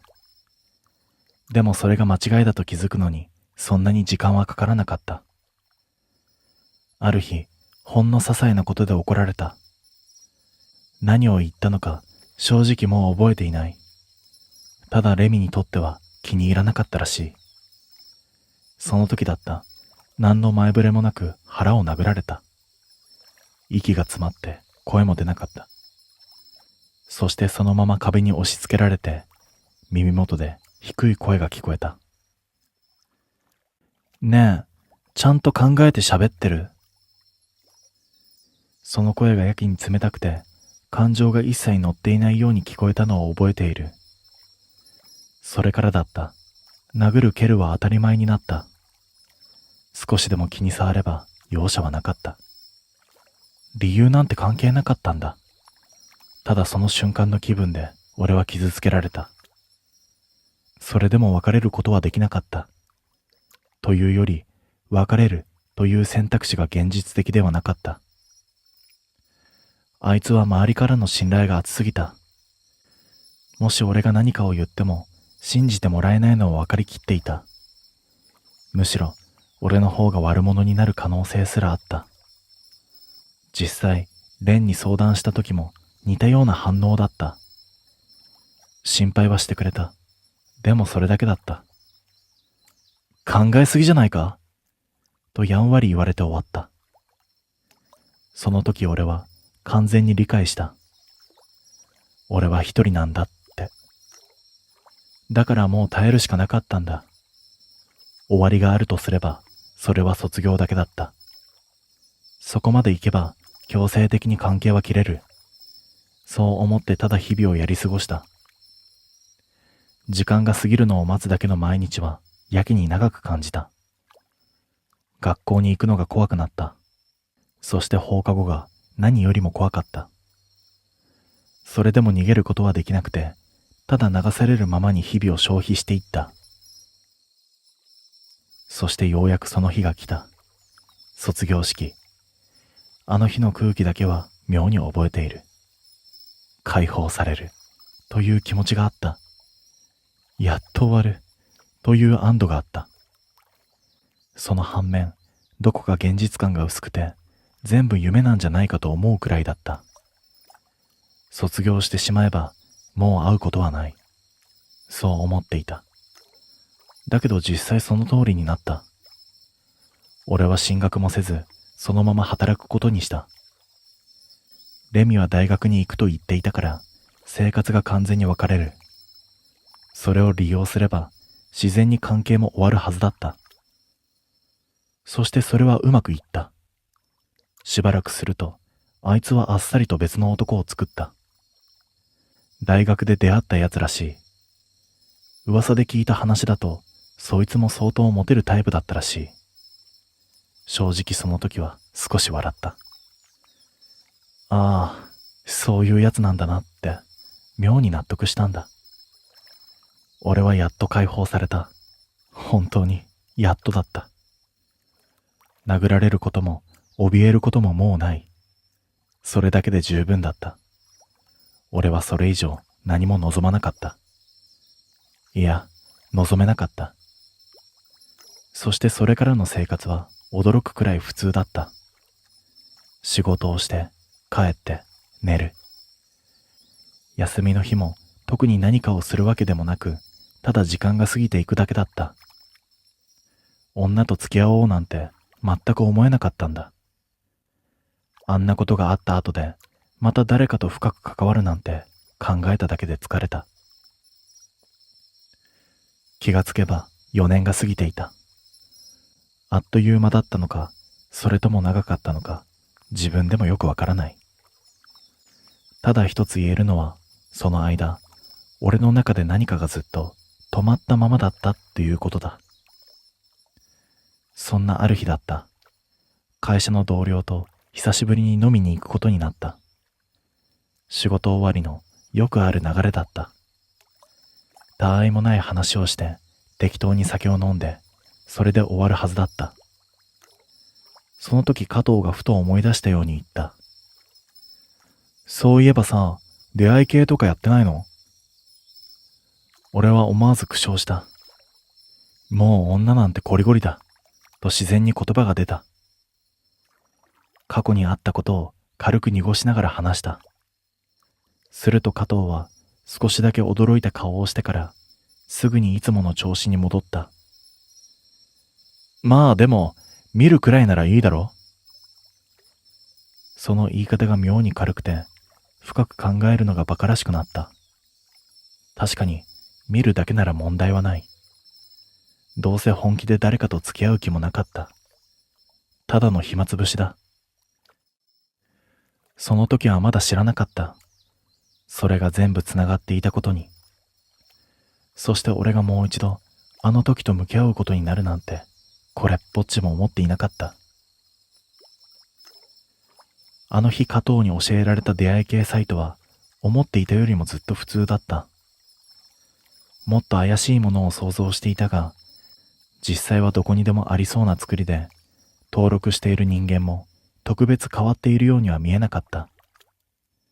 最初のうちは本当に見るだけだった。仕事から帰ってなんとなく開いて適当にスクロールをして閉じる。それだけの繰り返しだった。誰かにメッセージを送ることもなければ、やり取りを続けることもなかった。そもそもそこまでの記録がなかったんだ。画面越しのやり取りですらどこか面倒に感じていた。それでも続けているうちに少しずつ慣れていった。ただ眺めるだけだった時間がいつの間にかプロフィールを読んだり、相手の写真を気にしたりするように変わっていった。結局のところ、俺も普通の男だったというわけだ。どれだけ嫌な思いをしても、時間が経てばそういう気持ちはどこかで戻ってくる。それがいいことなのかどうかはわからなかったが、その時の俺は特に深く考えていなかった。ただなんとなく、もうそろそろいいかもしれないと思っただけだった。その日、初めて自分からメッセージを送ってみた。何人かに軽く挨拶をして、そのうちの一人から返事が来た。それが沢渡優衣だった。名前を見たとき、ほんの一瞬だけ何かが引っかかった気がした。でも、それが何なのかわからなくて、そのまま流してしまった。よくある名前だ。それだけのことだと思った。やりとりは驚くほどスムーズに進んだ。というより、少しだけできすぎているように感じた。メッセージを送ればすぐに返ってくる。内容もこちらに合わせてくるような妙に心地のいい距離感だった。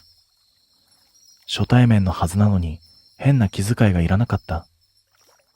まるで前から知っている相手と話をしているみたいだった。そこでまた少しだけ違和感を覚えた。でもその時は都合よく解釈をした。相性がいいんだろう、と。それだけの話だと。やりとりを続けていくうちに、会話の内容も少しずつ踏み込んだものになっていった。過去の話、仕事のこと、大学時代の思い出。どれも特別珍しい話題ではなかった。ただ一つだけ妙に気になることがあった。向こうは俺の話をよく覚えていた。一度軽く触れただけのことでも次の会話で自然に出してくる。それだけなら記憶力がいいで済む話かもしれない。でも時々話していないはずのことまで知っているような感覚があった。それはほんの些細なズレだった。確信が持てるほどではない。でも確実に何かがおかしかった。ある時に何気なく言われた一言が妙に引っかかった。そういうの昔から苦手だよね。その文章を見た瞬間、指が止まった。昔から、その言い方が妙に現実味を帯びていた。俺はそんな話をした覚えがなかった。少なくとも昔からなんて言い方をされるような情報は出していないはずだった。俺は少し迷ってから軽く聞き返した。どういう意味と。すると返ってきたのはあっさりしたものだった。なんとなくそんな気がしただけ。それ以上深く触れてくることはなかった。まるで最初からその話をするつもりがなかったみたいに。その時俺はやっぱりおかしいと思った。でも同時にそれを追求するのが面倒になっている自分もいた。やりとりは楽だった。不快になることもなかった。それなら多少の違和感には目をつぶってもいい。そんな風に自分に言い聞かせていた。結局そのままやりとりは続いた。そして数日後、自然な流れで会う話になった。断る理由はなかった。むしろ、ここまで来て断る方が不自然だった。日時と場所を決めて、あっさりと約束は成立した。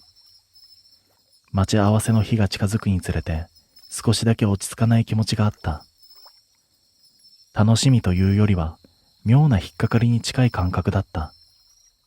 理由はわからない。ただ、どこかで何かが噛み合っていないような、そんな違和感が残っていた。そして当日、待ち合わせ場所に向かう途中、俺は何度か周囲を見回した。別に誰かに見られているわけではない。分かっているのになぜか気になったんだ。背後に視線を感じるような気がして思わず振り返る。でもそこには誰もいない。ただ人が行き交っているだけだった。その感覚は最近になって何度か感じていたものと同じだった。いつからかはわからない。気づいたらそうなっていた。無言電話がかかってきたこともあった。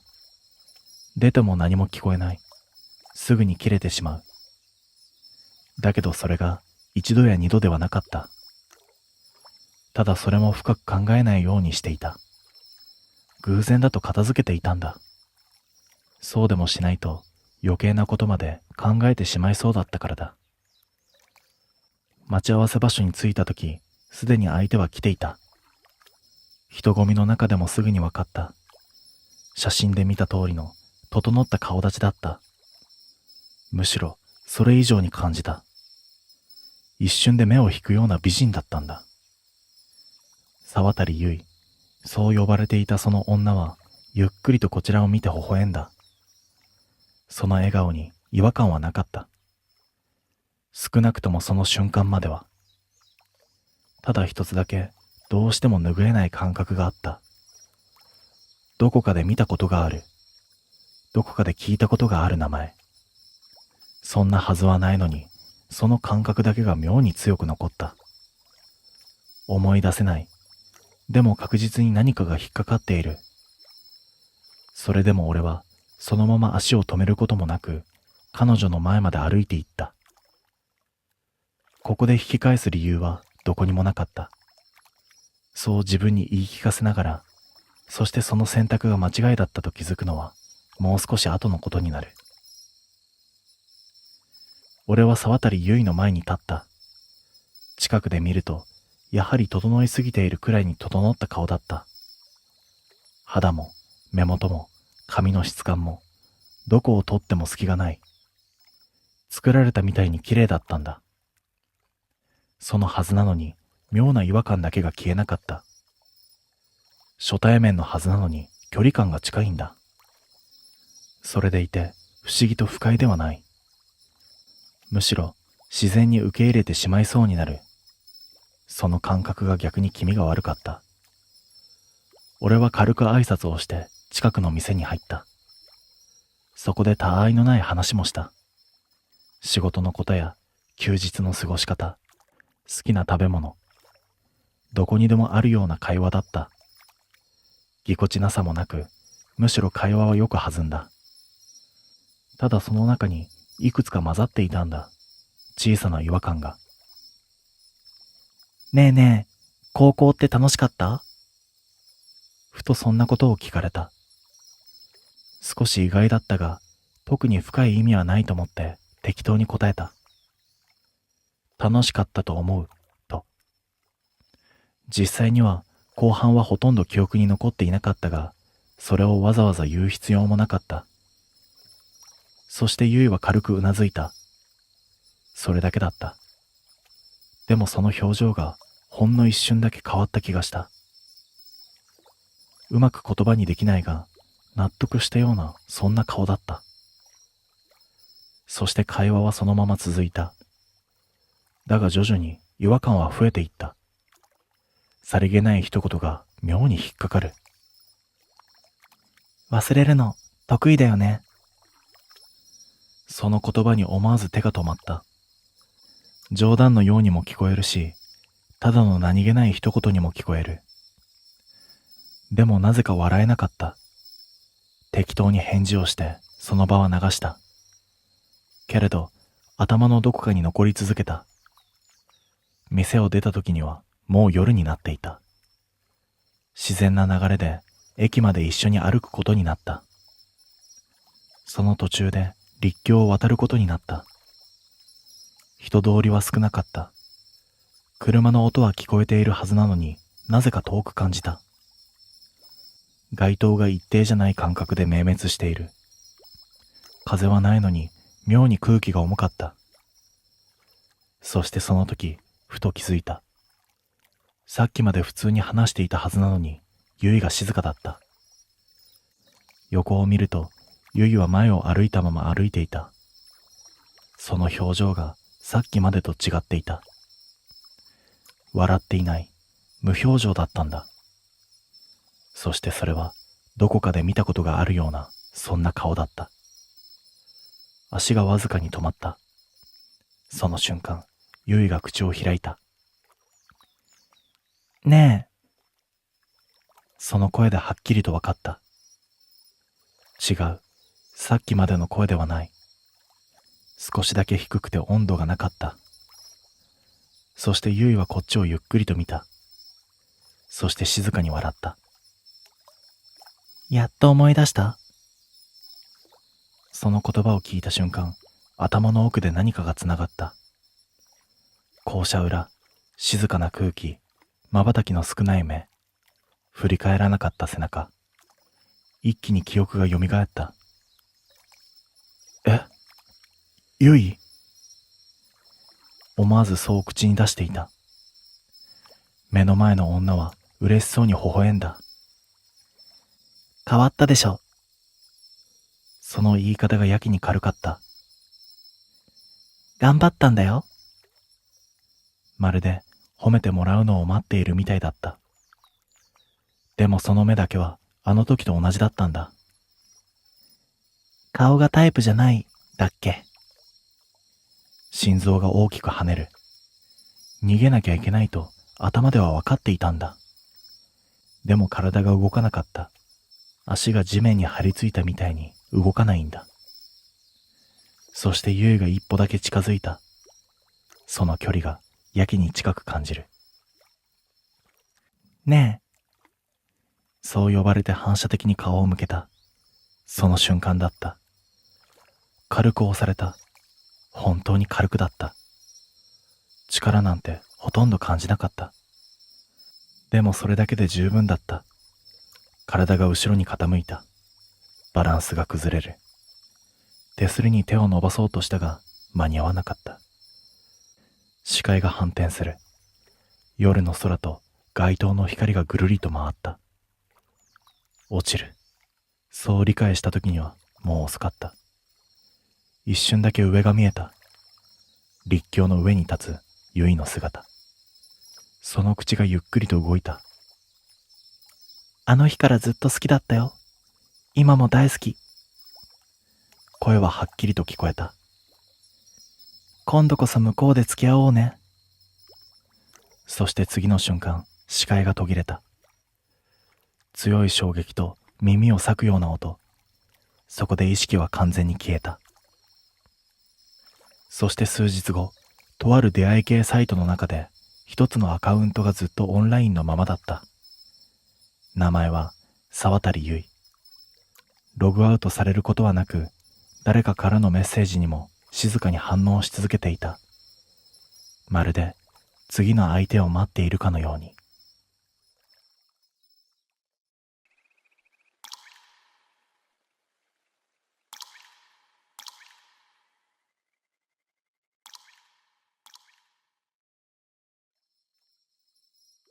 これは俺が遺品整理の仕事を始めてまだ間もない頃の話だ。現場の空気にも慣れていなくて、正直どこまでが普通でどこからが異常なのかもよく分かっていなかった。だからその日も違和感には気づいていたはずなのに深く考えなかったんだ。その日は都内から少し離れた古いマンションの一室を担当することになった。築年数はそこそこだが、見た目は普通で、いわゆるよくある現場だった。ただ一つだけ気になる点があった。依頼書の備考欄に赤文字でこう書かれていたんだ。供養済み、問題なし。わざわざそんなことを書くのは珍しい。普通供養なんて終わっていて当たり前だし、書く必要もない。先輩にそれを聞いたら少しだけ間を置いてからこう言った。その部屋何回もやってるんだよ。意味がわからなかった。何回もって同じ部屋をですか？そう、住人が変わるたびに依頼が来るんだ。で、毎回供養済みって書いてある。冗談にしては笑えなかった。でも仕事だから行くしかない。その日は俺一人での作業だった。部屋は3階の角部屋。玄関を開けた瞬間、妙な静けさがあった。生活感が薄い。亡くなったばかりの部屋って普通は途中の感じが残る。でもその部屋は違った。まるで何度も片付け直されているみたいだった。気味は悪かったが作業を始めた。最初に違和感が出たのは押し入れだった。中は空のはずなのに、扉を開けた瞬間、奥からかすかに生活音みたいなものが聞こえてきたんだ。布ずれみたいな音。誰かが中で動いたような気配。俺は思わず閉めたが、もう一度開けると何もなかった。ただの空の収納だった。その時点で帰ればよかったんだと思う。でもその時は疲れてるのかなくらいにしか思わなかった。作業を続けていくうちにもっとおかしなことに気づいた。遺品が少なすぎるんだ。一人暮らしのはずなのに衣類も食器も最低限しかなかった。それはまるで誰かが必要な分だけを残して処分した後みたいだった。そして机の引き出しから一冊のノートが出てきた。それは日記だった。俺は何気なくページをめくっていくと、途中から内容がおかしくなっていた。また供養された。意味がない。ここにいるのは私じゃない。字は同じなのに、書いている人間が変わったみたいな違和感があった。さらに読み進めると、こんな一文があった。前の人も同じことを言っていた。そこで背中が冷たくなった。前の人。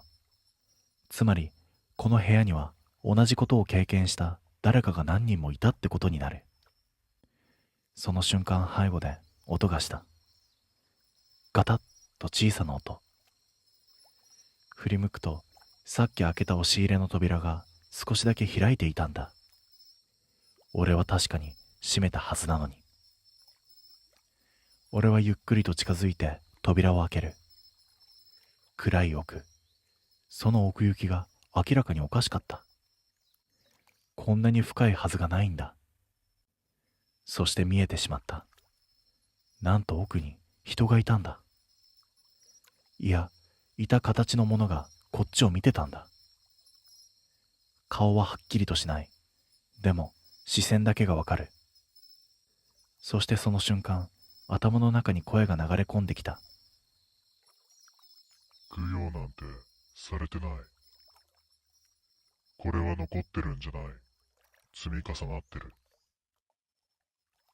その意味が理解できてしまった。この部屋は霊がいるんではない。ここで生きて、壊れて、消えていった人間の意志が全部残っているんだ。供養されるたびに消えるどころか上書きされていく。だから遺品が減っていた。前の人間の痕跡が次の人間に吸収されていくから。俺は逃げようとした。でもその時、玄関の方から声がした。終わりましたか？それは依頼主の声だった。来る時間じゃないはずなのに、ドアの向こうにいる。ドアスコープを覗くと、確かに依頼主が立っていた。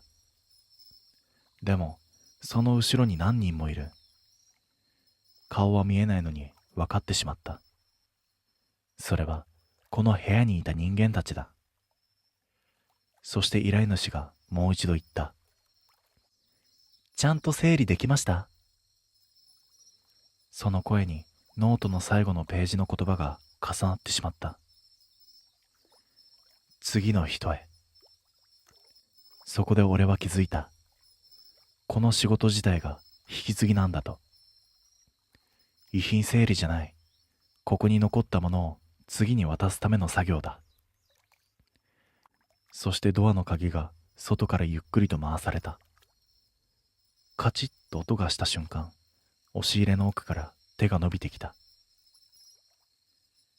あれからその部屋のことは会社でも話題に出なくなった。ただ一度だけ見たことがある。新しい依頼書、同じ住所、そして備考欄には赤文字でこう書かれていた。供養済み、問題なし、と。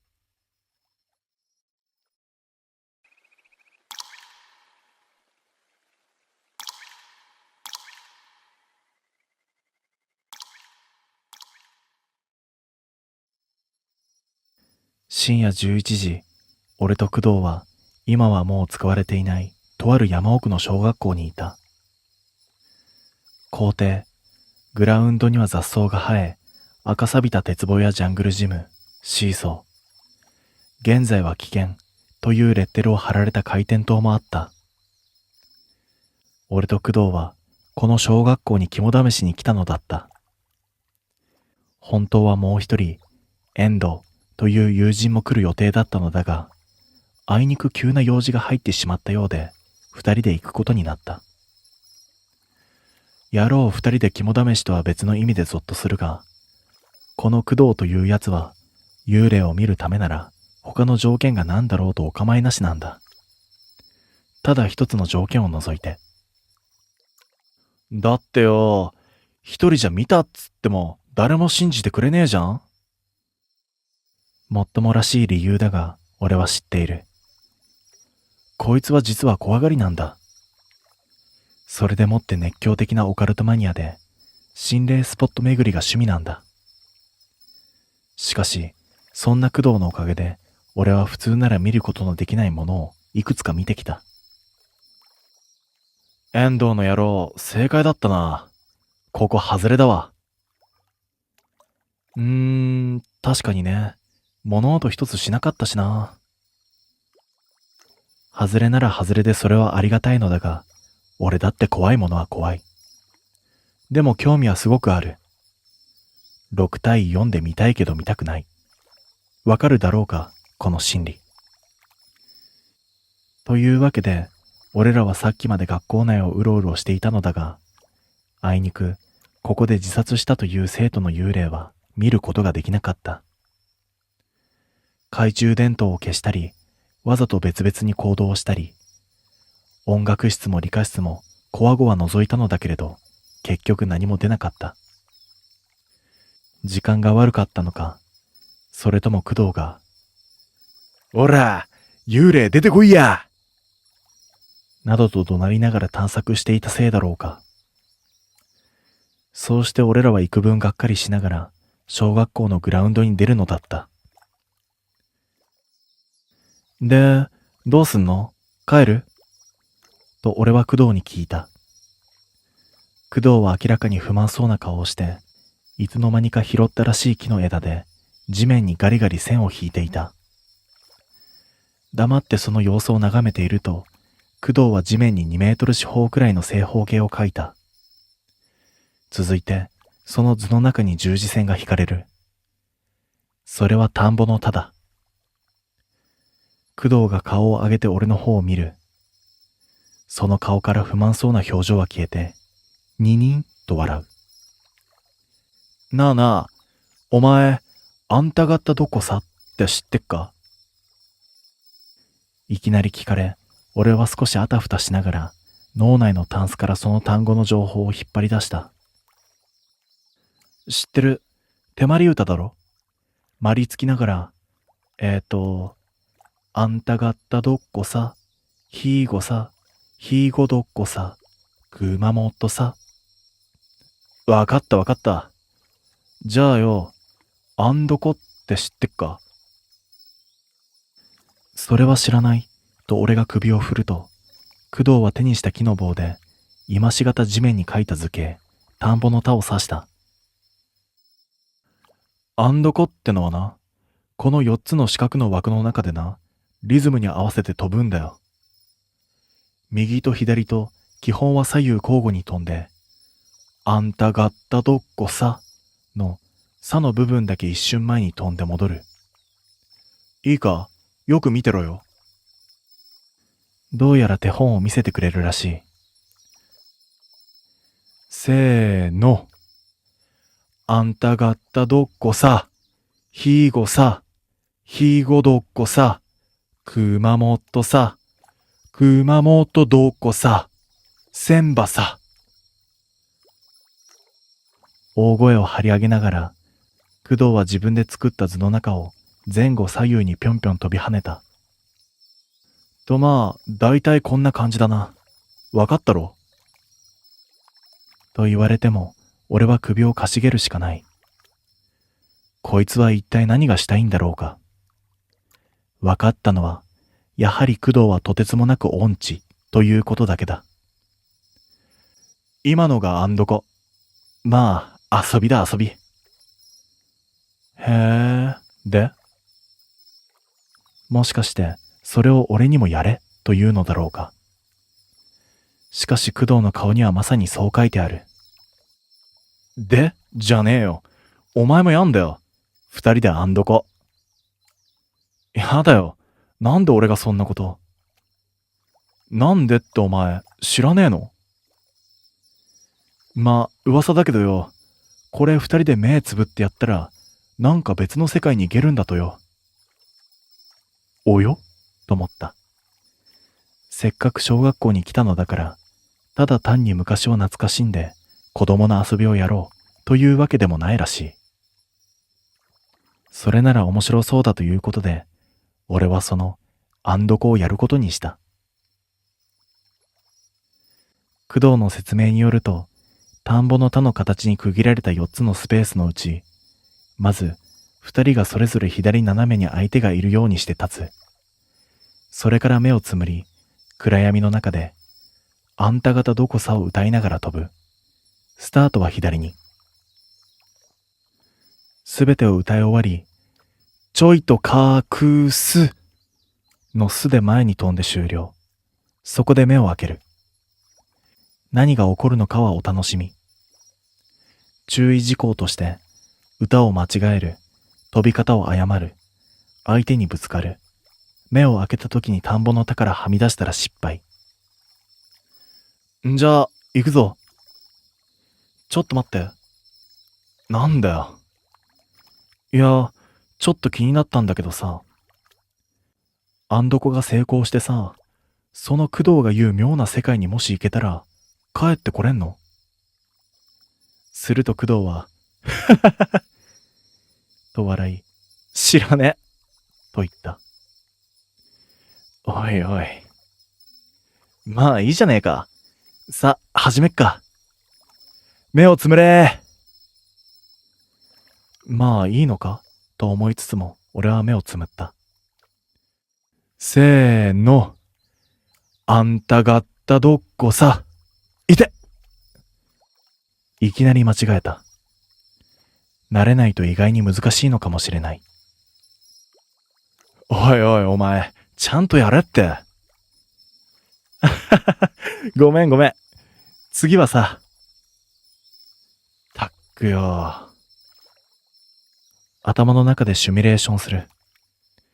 交互に、さで飛ぶ。いっせーの。いて。一瞬間違えたのかと思って謝りかけたが、よく考えてみると俺は間違っていない。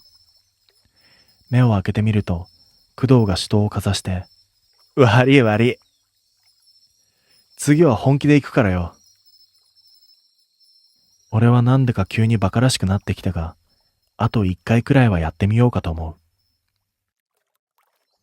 いっせーのせ。あんた方どっこさ。ひーごさ。ひーごどっこさ。熊本さ。熊本どっこさ。千葉さ。千葉山にはたぬきがおってさ。それを漁師が鉄砲で撃ってさ。煮てさ、焼いてさ、食ってさ。それをこの葉でちょいと隠せ。前へ飛んで俺は目を開いた。四角の中にいた。成功だ。ちょっと誇らしい気持ちになって、工藤はどうかなと思い振り返った。だけどそこに工藤の姿はなかった。え？右を見て、左を見て、もう一度右を見る。俺は、はぁ？と言った。すべてはこのためだったんだ。目をつむったままのあんどこ、などという凝ったことをさせておいて、工藤は歌の途中でこっそりと抜け出し、俺がおろおろするのを隠れて見て楽しむつもりだったんだ。工藤のやつめ。俺は何とかして工藤を見つけてやろうと思い、そこら中を注意深く見渡した。グラウンドに身を隠せるような場所は少ない。しかし工藤は見つからなかった。うまく隠れたものだ。そうして俺は持っていた懐中電灯で地面を照らした。グラウンドに工藤の足跡が残っているかも、そう思ったんだ。だけど足跡がなかった。おかしい。その時だ、違和感を覚えた。俺らはさっき前後左右に飛び跳ねていたはずだ。足跡はともかく、その飛んで着地した痕跡までない。地面に見えるのは工藤が描いた図形だけ。俺は2歩3歩と歩いてみた。足跡はつく。これはおかしくないだろうか。俺はあたりをもう一度見回す。誰もいない。風の音もしない。さっきまでは吹いていたはずだ。そういえば、虫の声も聞こえなくなった。おーい。おーい。俺はその場に飛び上がった。工藤を呼ぼうと叫んだ瞬間だった。まるでトンネルの中にいるかのように、俺の声が周囲にこだましたんだ。山彦ではない。ここは広いグラウンド。後ろに学校はあるが、何度も音が反響するなんて絶対におかしい。俺は途端に怖くなった。なあ、おーい。二度目、返事はない。俺の声だけがあたりにしつこくこだまする。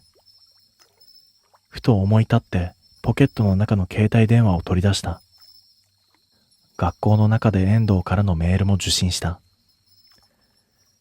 県外、確かにさっきまでは使えたんだ。学校の中で遠藤からのメールも受信した。別の世界。工藤が言った言葉をふと頭がよぎる。ここはもしかしてそうなのか。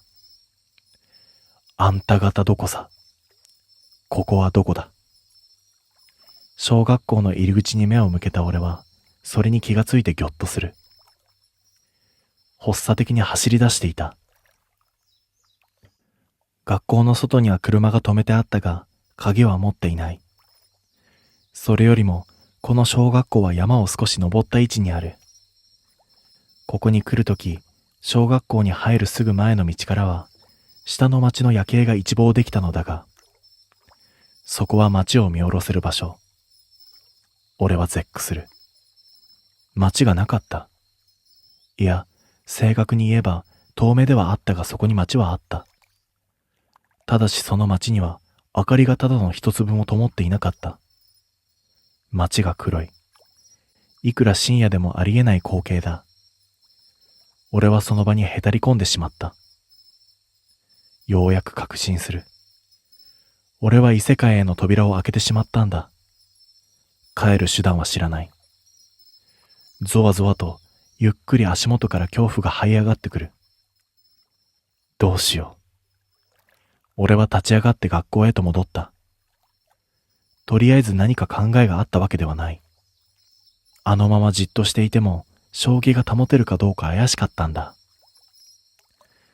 学校の校庭、赤錆びた鉄棒、シーソー、回転灯。グラウンドの中央あたりに工藤が書いた図形。俺はその中に入って再びへたり込んだ。何をしていいのかわからない。工藤を探そうか。でも無駄な気がする。うわ！俺は意味もなく叫んだ。こだまする。一体何なんだこの反響音は。俺はもっともっと叫びたい衝動を懸命に押し殺した。ダメだ。冷静になれ。人は考えに考えた末、壁を避けて通ることを覚える。これは確か遠藤が気に入っていた言葉だ。考えなければアイデアは生まれない。考えろ俺。そこで一つ思い至る。俺が今座り込んでいるこの地面の図形。俺はこの図形からここに来たんだ。あんた方どこさによって。では同じことを繰り返せば元の世界に戻れるのではないか。がぜん元気になった俺は図形の中に立つ。目をつむる。せーの。飛ぶ、歌う、間違えないように慎重に。隠せ。どうだ、目を開く。風景に変わりはない。しかし静かだ。どうだ俺は戻れたのか。うわー。こだました。俺は戻れなかったようだ。それから何度かパターンを変えて試してみた。スタートの位置を変えてみたり、飛び方を変えてみたり、工藤のように音痴に歌ってみたり。けれども、いずれも効果はなかった。もしかして、二人ではなくてはダメなのか。一人ではダメなのか。一人、無音、暗闇、怖い。いかんいかん、冷静になれ。後頭部を叩く。考えろ俺の頭。もしもだ、俺があんた方どこさによってここに来たとする。そうだとしたら、その歌詞になんかヒントが隠されていないだろうか。俺は、あんた方どこさの歌詞を頭の中でなぞってみた。肥後、熊本、千葉山。そこで俺はふと思い至る。あの歌詞の中で隠されていたのはタヌキだ。鉄砲で撃たれて、煮られて、焼かれて、木の葉で隠される。もしかして俺はタヌキ？だったら工藤は漁師だろうか。しかしそんなことに気づいてもどうにもならないのだった。足元からじわじわ上がってくる恐怖が膝を越えた。足が小刻みに震え出す。まずい。正気の俺に残された時間は割と少ないらしい。勘弁してくれ。俺だって怖がりなんだ。一人は怖い。いつもはどんな心霊スポットに行ってもそれほど怖くはない。なぜなら俺の隣には遠藤と工藤がいるからだ。そういえば今日は3人じゃなかった。それがいけなかったのかもしれない。遠藤が今日来れなかった。急にバイトが入ったと言った。けれど先ほど俺と工藤が学校の探索をしている時にメールが来ていた。その時の俺は廃校探索に夢中で、工藤からだと知っていただけでメール自体は見ていなかった。それを思い出した俺はポケットから相変わらず県外で役に立たない携帯を取り出した。操作をしてメール受信画面を開く。今どこにいる？それが遠藤からのメールだった。それが分かれば苦労しないと俺は思った。そうして俺は足の震えとともに少しだけ笑った。このメールの内容、あんた方どこさじゃないか。あんた方どっこさ、ひーごさ、ひーごどっこさ。俺は無意識のうちに歌い出していた。そろそろ正気がやばい。立っていられなくなりそうだった。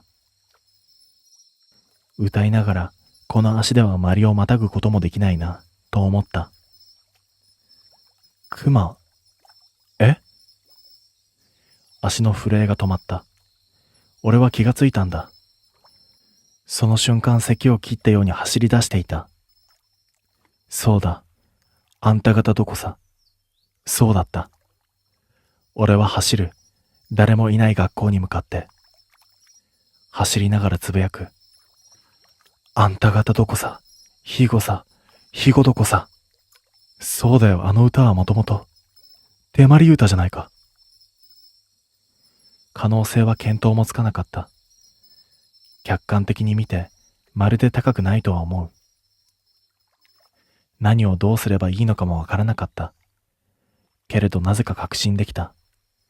これが元の世界に戻るやり方だと。俺は小学校の校舎脇を走り抜け、裏手に回った。目当ての建物は校舎ではない。あった。体育館。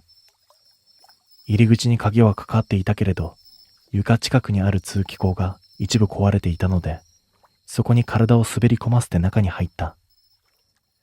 暗い。懐中電灯をつける。しかし幽霊でもいいから出てほしい気分だった。体育館倉庫には幸運にも鍵はかかっていなかった。錆びついて重たい扉をスライドさせる。中にはここが小学校として機能していた頃の名残がそのまま置いてあった。俺の目当てはバスケットボール。ほぼ全部のボールが空気が抜けてしぼんでいたが、空気入れを見つけて、それを使ってボールに命を吹き込んだ。空気の入ったバスケットボールを持って、俺は体育館の中央に立った。床にボールを落とす。ダムッと音がして勢いよく跳ねる。再び両手にボールを抱え、俺は目をつむった。深呼吸。いっせーのせ。あんたがったどっこさ。ひーごさ。ひーごどっこさ。歌い出すと同時にバスケットボールをつく。目をつむったまま。さの部分で片足を上げてボールの上を通過させる。ちなみに俺は元バスケット部だ。熊本さ。熊本どっこさ。千葉さ。心臓が鳴っていた。また足が震え出した。歌いながら自分を鼓舞する。もう少しだ。頑張れ俺。ちょいと隠す。最後に思いっきり力を込めてボールをついた。ボールは今までの最高速度で地面にぶつかり、俺の頭より高く上がったはずだ。そして俺は目をつむったまま、その場で足を軸に一回転した。意味はない。自分でハードルを上げただけだ。両腕を前に出す。この中にボールが落ちてくるのか。時間にすれば2秒はなかったと思う。でも長かった。腕の中にボールが落ちる感触はない。しかしいつまで経ってもボールが床に落ちる音もない。しばらくそのまま目をつぶっていた。開けるのが怖かったんだ。でも足の震えはいつの間にか止まっている。深呼吸。1回、2回。俺は目を開けた。バスケットボールが消えている。うわー。俺の声がこだまする。でもそれは体育館だったから当たり前だったんだ。そのことに俺が気がつくまでに相当の時間を要したけれど、耳を澄ませると外で鳴く虫の声がかすかに聞こえた。俺は携帯を取り出す。アンテナが一本立っていた。信じられないだろうが、携帯のアンテナが一本立っていたことに、俺は本当に飛び上がって喜んだんだ。その瞬間、俺の手の中の携帯が鳴った。遠藤からだった。俺は急いで出た。よう、ところでお前さ、今小学校にいるんか？遠藤の声。不覚にも泣きそうになりながらも、俺は、そうだよと大声で返事をし、若干惹かれた。ガンと体育館に凄まじい音が響いた。何事かと思って音の方を見ると、ちょうど体育館の裏口が蹴破られて、息を切らした工藤が中に入ってきた。そうして工藤は懐中電灯をこちらに向ける。こんなところにいやがった。マジでありえねえし。目開けたらいきなりいねえんだもん。マジありえねえよ。まったくもう。そう言って工藤は、疲れた。と体育館の床にだらんと寝そべった。電話の向こうで遠藤が何かを言っている。体育館の床の上で、疲れたよとうなりながら転がる工藤を見ていると、なんだかその気も失せた。俺は受話器に耳を当て直し、遠藤に向かって言う。とりあえず帰るよ。そうか。それから帰りに遠藤の家に寄る約束をして電話を切った。そうして、まだ床でゴロゴロしている工藤を一発軽く蹴ると、実はボロボロ泣いていたやつを引っ張り起こして、二人で車まで戻った。運転席に座った工藤が鼻をすすりながらエンジンをかける。小学校から少し降りると街の夜景が見えた。助手席の窓から見たそれは、俺にとって今まで見たどんな夜景よりも綺麗だった。それは決して俺の目が涙で滲んでいたからではない。しかしながら自分で言うのもなんだが、不思議なことにこれだけの経験をしても、もうこりごりだとは思っていない。あんた方どこさ、どこでもいいよ。けれど次は三人で行きたいな、と思う。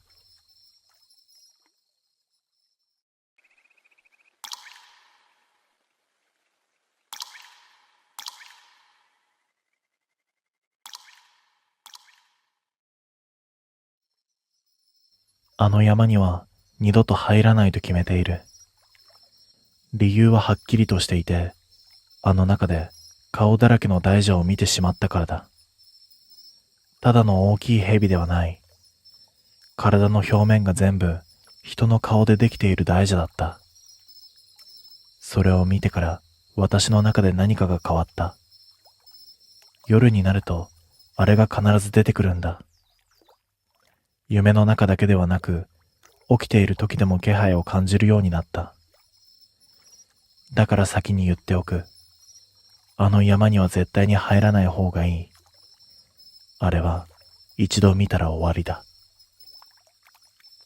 きっかけはただの気分転換だった。休みが重なって時間ができた私は、どこか静かな場所に行きたくなってスマホで適当に探していた。その時に見つけたのが山奥にある滝の写真だった。人がほとんど来ない場所で、水もきれいで、知る人ぞ知る場所らしい。コメントの中には、地元の人はあまり近づかないと書かれていたが、その時の私は深く考えていなかった。むしろ、人がいない方が気楽でいいと思い、そのまま行くことを決めた。一人で行くつもりで準備をして、朝早く家を出た。電車とバスを乗り継ぎ、最後は徒歩になる。舗装された道が途切れたあたりから、急に人の気配が消えた。周りは木ばかりで、空もほとんど見えない。風が吹いているはずなのに、葉の音が妙に弱くて、自分の足音だけがやけに響いていた。しばらく歩いたところで、前から地元の人らしい年配の男が歩いてきた。軽く会釈をしてすれ違おうとしたとき、その人が足を止めてこちらを見た。その先に行くのか？低い声でそう聞かれたので、私はそのままうなずいた。すると男は少しだけ間を置いてから視線を山の奥に向けたまま言った。あんまり奥まで行くなよ。それだけ言って振り返らずに歩いていった。その時はただの注意だと思っていたが、今思えばあの一言が最後の引き返すチャンスだった。そのまま進んでいくと、道はどんどん細くなり、足元の土も湿って滑りやすくなっていく。木の密度が増えて、昼のはずなのに周囲が薄暗くなり、少し先の景色もぼやけて見えるようになってきた。それでも引き返す気にはなれず、水の音が聞こえてきたことで、目的の滝が近いとわかり、むしろ足は自然と速くなっていった。あと少しで着く。そう思った瞬間、体が急に止まった。自分の意志ではない。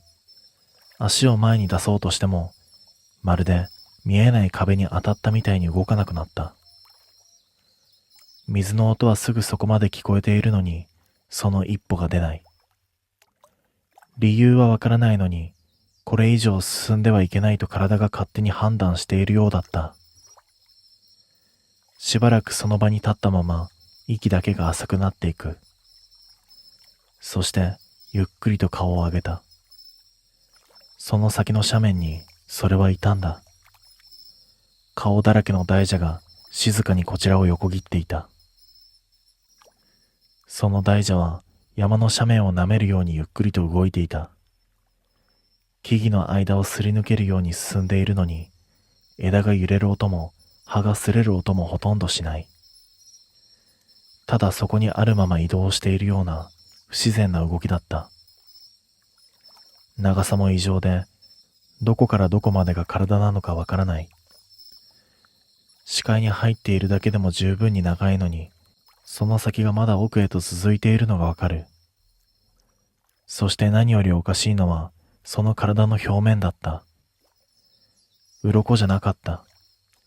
近づいたわけでもないのに、はっきりとわかってしまう。あれは全部人の顔だった。一つ一つが違う顔で違う表情をしている。目を閉じている顔もあれば、口だけが開いている顔もある。笑っているように見えるものもあれば、苦しそうに歪んでいるものも混ざっていた。そのすべてが同じ方向を向いて並び、一つの大蛇の体を形作っていた。現実のものとは思えない光景なのに、夢のような曖昧さはなく、細部まで妙にはっきりとしている。視線をそらさなければと思うのに、目が外れない。体も動かないし、呼吸だけが浅くなっていく。その中のいくつかの顔がゆっくりと目を開いた。同時ではない。一つ、また一つと順番に開いていく。まるでこちらに気づいたものが次々と目を覚ましていくようだった。そしてその中の一つとはっきりと目が合った。その瞬間、頭の奥に直接声が響く。見たな。耳から入ってくる音ではない。内側から鳴るような声だった。次の瞬間、体の奥に何かが入り込んでくる感覚が走った。冷たいものでも重いものでもなく、生きているものが触れてくるような、はっきりとした違和感だった。そこでやっと体が動いた。反射的に後ろへ下がり、そのまま一気に走り出す。足場を悪く、何度も滑りかけながら、それでも止まることだけはしなかった。後ろを見る気にはなれなかった。見たら追いつかれる気がしたからだ。木に肩をぶつけても、枝が顔に当たっても、構わずただ来た道を戻り続けた。息が上がり、喉が焼けるように苦しくなっても、足だけは止めなかった。舗装された道に出たところで、ようやく足が止まった。その場で膝に手をつきながら、荒い呼吸を繰り返す。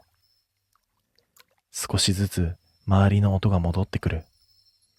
風の音、遠くの車の音、普通の世界の音だった。私は恐る恐る振り返る。山は何も変わらない顔でそこにあった。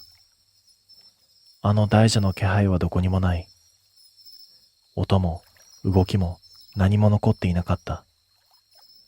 その時は本気で助かったと思った。もう関わることはないと、そう思い込んでいた。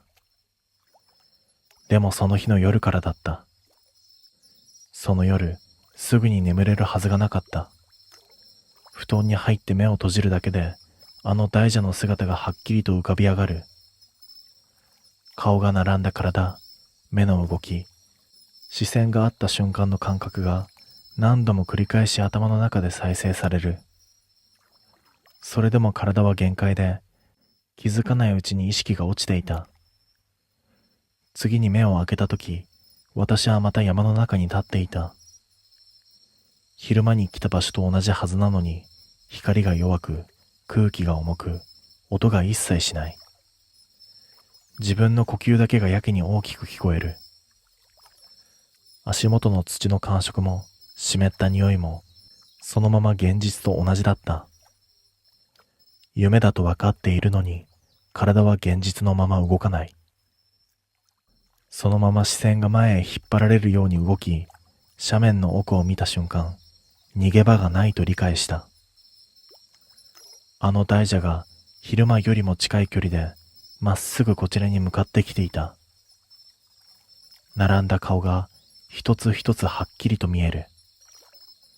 その中に混ざっているものが明らかに変わっていた。見覚えのある顔が増えている。友人、家族、何度も見てきた人の顔があの中に並んでいる。現実ではありえないのに、夢の中ではそれが自然に理解できてしまう。その中の一つが私を見ていた。口が動く。今度ははっきりと声が聞こえた。気に入った。一つの声ではない。いくつもの声が重なって同時に響いてくる。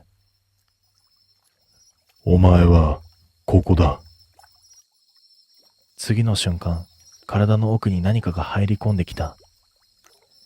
喉の奥をなぞるように、ゆっくりと上へ上がってくる感覚がある。息が詰まり、体が動かなくなった。声を出そうとして口を開いた瞬間、そこで目が覚めた。自分の部屋だった。全身が汗で濡れていて、喉の奥に違和感だけがはっきりと残っている。夢のはずなのに、体の感覚だけが消えていない。その日から毎晩同じ夢を見るようになった。逃げても無駄だった。必ず山に立たされ、あの大蛇を見せられる。顔は少しずつ増えていき、その中に知っている顔が混ざっていく。そして最後に同じ言葉を聞かされた。お前は、ここだ。日を追うごとに夢と現実の境目が曖昧になっていった。起きている時でも、ふとした瞬間に喉の奥に違和感が走る。誰もいないはずの場所で視線を感じることも増えた。鏡を見るのが怖くなり、水面やガラスに映る自分の顔を避けるようになった。夜になるのが怖い。眠るのが怖い。それでも限界はすぐに来た。ほとんど眠れないまま数日が過ぎ、頭がぼんやりとしてくる。このままではおかしくなってしまうと分かって、私はスマホを手に取った。何でもいいからこの状態を終わらせたかった。必死に探していく中で一つの寺の情報が目に入った。どんなものでも払えると書かれている場所だった。私は怪しいとは思ったが、他に頼れるものがなく、そのまま電話をかけて震える声で事情を説明した。しばらくの沈黙の後、落ち着いた声が返ってきた。一度こちらに来なさい。短い言葉だったが、それだけで決めた。ここに行くしかないとはっきりと思った。約束をした日にその寺へ向かった。山の中ではないが、周囲に人の気配が少ない静かな場所だった。古い建物で手入れはされているのに、どこか空気が重い。中に通されると、一人の坊さんが座っていた。年齢はわからない。声も落ち着いていて、表情もほとんど変わらない。私はこれまでのことをできるだけ順番に話した。山で顔だらけの大蛇を見たこと、その夜から同じ夢を見続けていること、喉の奥に違和感が残っていること。話している間、坊さんは一度も遮らず、最後まで静かに聞いていた。すべて話し終えると、短く息を吐いてから言った。払えるかわからないが、やってみるしかない。それでもいいかと聞かれ、私はすぐにうなずいた。他に選択肢はなかった。そしてその場でお祓いが始まった。坊さんが目を閉じ、低い声で経を唱え始める。最初は普通の声に聞こえていた。だがしばらくすると、その音が少しずつ変わっていく。同じ言葉を繰り返しているはずなのに、重なって聞こえる。一つではない、いくつもの声が混ざっているように感じる。その音を聞いているうちに、体が揺れ始めた。意識がぼやけて、視界の端が暗くなっていく。それと同時に、喉の奥にあの感覚が戻ってきた。何かがそこにいる。ゆっくりと上に上がってくる。止めようとしてもどうにもならなかった。そして息が詰まり、口が勝手に開いた。次の瞬間、黒い煙が口から溢れ出た。細い筋のような煙が空気の中で形を作っていく。絡まりながら一本の長い形になった。それははっきりと大蛇の形をしていた。あの時見た顔だらけの大蛇と同じ形だった。ただ顔は見えない。黒く塗りつぶされたように表面は何もわからなかった。それでもわかった。あれが私の中にいたものだと。煙の大蛇はゆっくりと空中を這うように動き、やがてその場から消えた。同時に体の重さが一気に抜ける。喉の違和感も完全に消えていた。私はその場に座り込んだまましばらく動けなかった。坊さんは何も言わず、ただ静かに座っている。やがて、終わったな、とだけ言った。私は何度も頭を下げてその場を後にした。その帰り道、久しぶりに普通に呼吸ができていることに気づいた。その夢もその日を境に見なくなった。日常がちゃんと戻ってきた。それから数日後、私はもう一度その寺を訪れた。お礼を言うためだった。あのまま何もせず終わるのがどうしても気になった。同じ道をたどって同じ場所に着く。だが様子が違った。門は開いているのに人の気配はない。中に入っても誰もいなかった。代わりに近くの人に話を聞いてみた。あの寺の坊さんのことを。すると不思議そうな顔をされた後、こう言われた。ああ、あの人ならいなくなったよ。あんたが来た日の夜からな。それ以上は何もわからないらしい。ただいなくなる直前にこんなことを言っていたそうだ。払わなければよかった。あれは消えたんじゃない。映っただけだ。そして私が見入られた。次は私が一部になる。それだけを言って姿を消したらしい。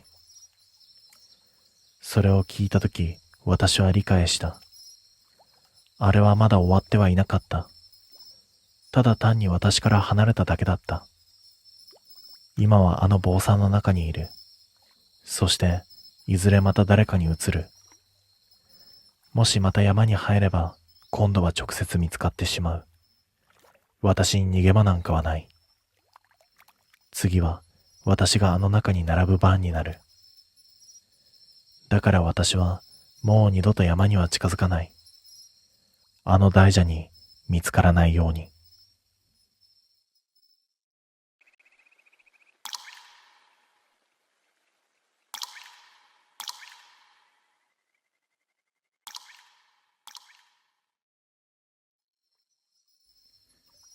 あれは去年の夏の終わり頃だったと思う。昼間の暑さは少しだけ和らいできていたけれど、夜になるとまだ蒸し暑さが残っていて、空気がどこか重たく感じる。そんな時期だった。その日の夕方、俺が家でぼんやりとしていると、スマホが突然震えた。画面を見ると、工藤からの着信だった。嫌な予感でしかなかったけれど、とりあえず出る。すると開口一番、いつも通りの軽い調子で、こう言ってきた。なあ、今日さ、ちょっと付き合えよ。俺はこの時点で、だいたい察しはつく。どうせまたろくでもない用事だ。俺はため息を一つついてから、わざとめんどくさそうに聞き返した。なんだよ急に。こっちは今からダラダラする予定なんだけど。すると工藤は、そんな俺の都合なんて一切気にする様子もなく、間髪入れずに答えた。合コン、今日の夜。やっぱりそれか。しかも、今日ってどういうことだよ。あまりにも急すぎる。いや、無理だろう。なんで当日に呼ぶんだよ。いいからいいから。今回はマジで当たりなんだって。しかも3対3。完璧なバランス。そんないつもの調子でまくし立ててくる。こういう時の工藤は妙にテンションが高くて、話を聞く気を削いでくるから厄介なんだ。俺は少し黙ってから逃げ道を探すように一つだけ聞いた。なあ、遠藤は？すると工藤はなぜか少し得意げな声でこう言った。もう捕まえてある。あいつもか。遠藤がいるなら完全に断るのも少し面倒になる。今から服買いに行くからさ、その後そのまま行くぞ。駅前集合な。はぁ？ちょっと待てって。待たない。かぶせ気味に言い切られた。俺に断るっていう選択肢は？俺は一応聞いてはみたが、帰ってきたのは予想通りの即答だった。ねえよ。ここまで来るともうわかっている。こいつは絶対に引かない。そして俺はこういう時になぜか毎回巻き込まれるんだ。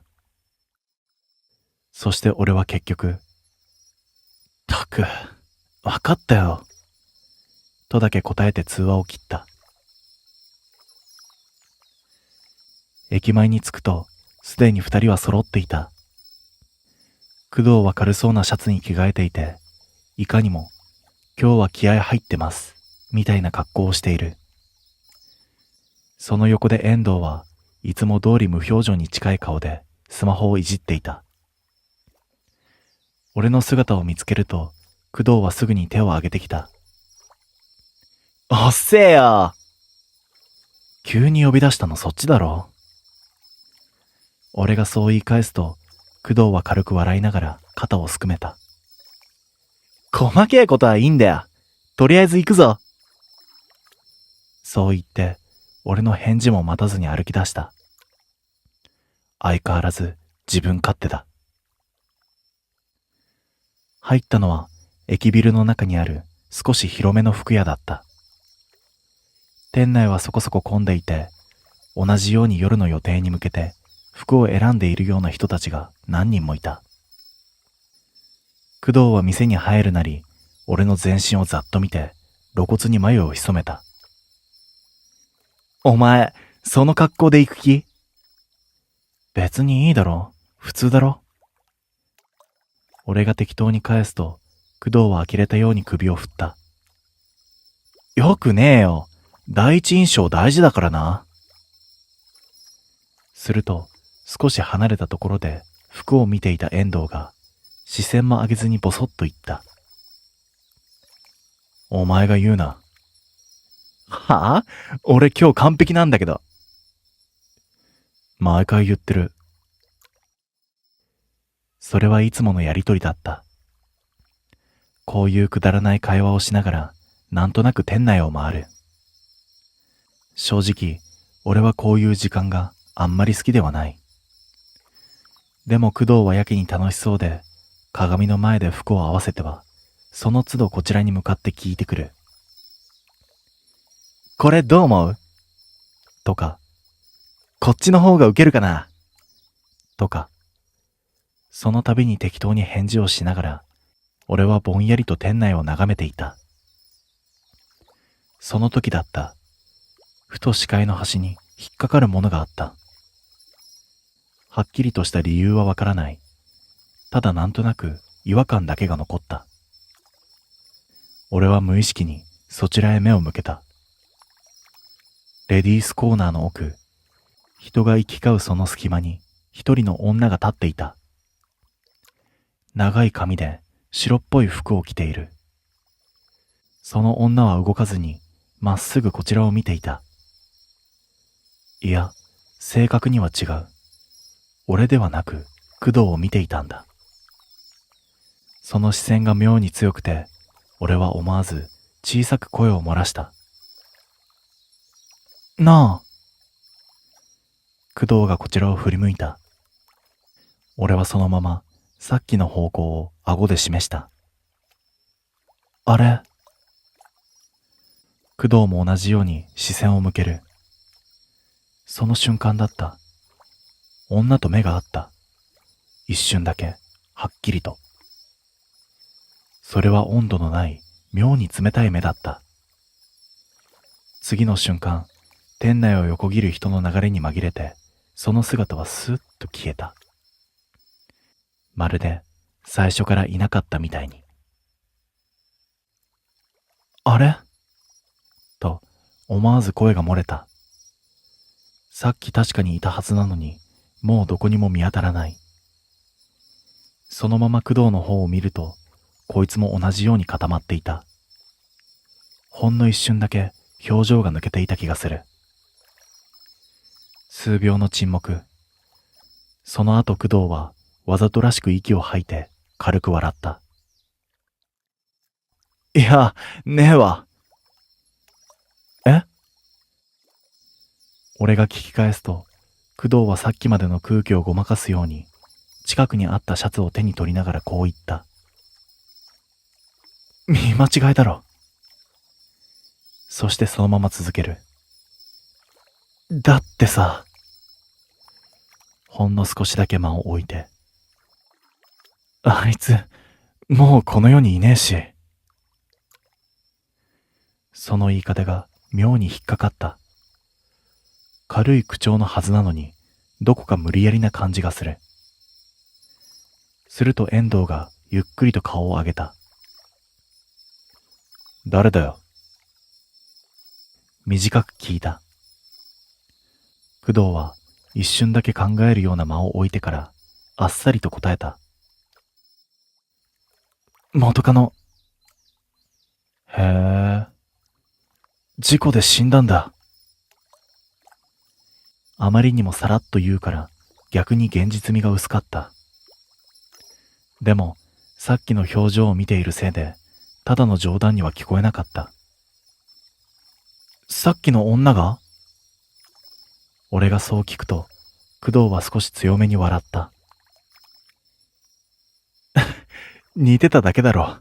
つうか似てるわけねえし。工藤は言い切った。けどその笑い方はどこか硬かった。そしてそれ以上その話は広がらなかった。遠藤も何も言わない。ただ一度だけさっき女がいた場所をじっと見ていた。その後適当に服を選んで会計を済ませて店を出た。外はすっかり暗くなっていて街のネオンが目立ち始めていた。さっきまでの話なんてまるでなかったかのように工藤はまたいつもの調子に戻っていた。よし、行くぞ。軽く手を叩いて言う。場所は？ちょっと離れた居酒屋。予約してある。珍しいな。俺が言うと工藤は少しだけ笑った。まあたまにはな。その背中を見ながら俺はなんとなくさっきのことを思い出していた。あの女、あれは本当にただの見間違いだったのか。その答えはこの後すぐにもっとはっきりとした形で目の前に出てくることになる。店に着いたのは夜の8時を少し回った頃だった。駅から少し離れた場所にある外観も内装もいかにもちょうどいい感じの居酒屋で、こういう集まりにはよく使われそうな店だった。中に入ると週末ということもあってかそこそこ賑わっていて、店員に名前を告げるとすぐに奥の個室に案内された。3名様、こちらです。襖を開けられて中に入るとすでに女の子たちが座っていた。3人とも年は同じくらいに見える。その中で中央に座っていた一人がこちらに気づいてパッと顔を上げた。あ、どうも。明るい声でそう言って軽く手を振る。多分この子が幹事なんだろう。遅れてすいません。工藤がすぐに調子よく返して、そのまま自然に席へと入っていく。俺と遠藤も続いて座った。そして軽く自己紹介が始まった。幹事っぽい女が笑いながら言う。じゃあ簡単に名前でも言っとこうか。私マナです。リナです。もう一人が続く。そして最後に少しだけ間があってから端に座っていた女が小さく言った。千尋です。その声は思ったより普通で特別暗いわけでもなかった。ただどこか印象に残らない感じがした。乾杯してしばらくは普通の合コンだった。工藤はいつも通りテンション高くて適当に場を回しているし、マナとリナもノリが良くて会話は途切れない。遠藤は相変わらず最低限しか喋らないけれど、それでも場の空気を壊すことはなかった。俺も適当に話を合わせながら酒を飲んでいた。正直この時点では何もおかしなことはなかった。本当にいつも通りの合コンだった。ただ一つだけ気になることがあった。千尋だ。別に不自然なことをしているわけではない。会話にも普通に入ってくるし、笑うときはちゃんと笑う。でもなんていうか、視線がやけに工藤に向いているんだ。会話の流れとは関係なく、ふとした瞬間にじっと見ていることがあるんだ。それも一度や二度ではない。なあ。隣に座っていた遠藤に小声で話しかけた。ん？千尋、なんかちょっと変じゃない？遠藤はグラスを持ったまま、ちらっとだけそっちを見る。そしてすぐに視線を戻して小さく言った。まあな。それだけだった。その後会話の流れで軽いゲームをやることになった。それはありがちなやつだ。じゃあ負けた人は罰ゲームね。マナが楽しそうに言う。何するの？俺が聞くと、リナがすぐに乗ってきた。外に出て、変顔でツーショット撮ってくるとかどう？うわぁ、地味に嫌だな、それ。工藤が笑う。でも結局、全員ノリでそれに決まった。何回かやって、普通に盛り上がる。笑い声も増えて、さっきまでの違和感なんて忘れかけていた。そして何回目かのゲームで工藤が負けた。ああ、マジかよ。はい、決定。マナが手を叩く。じゃあ相手どうする？その時千尋が少しだけ前に出てきた。私が行く。自然な流れだった。誰も止めない。工藤も、あ、いいじゃんと軽く笑って立ち上がった。そして二人はそのまま部屋を出て行った。襖が閉まる。そして一瞬だけ部屋の中が静かになった。なんか意外だね。リナがポツッと言う。千尋がああいうの行くの。確かに。マナもうなずく。普段あんまり自分から行かないのに。その言葉に少し引っかかった。え、そうなの？俺が聞くと、マナはあっさりと答えた。うん、割とおとなしい子だよ。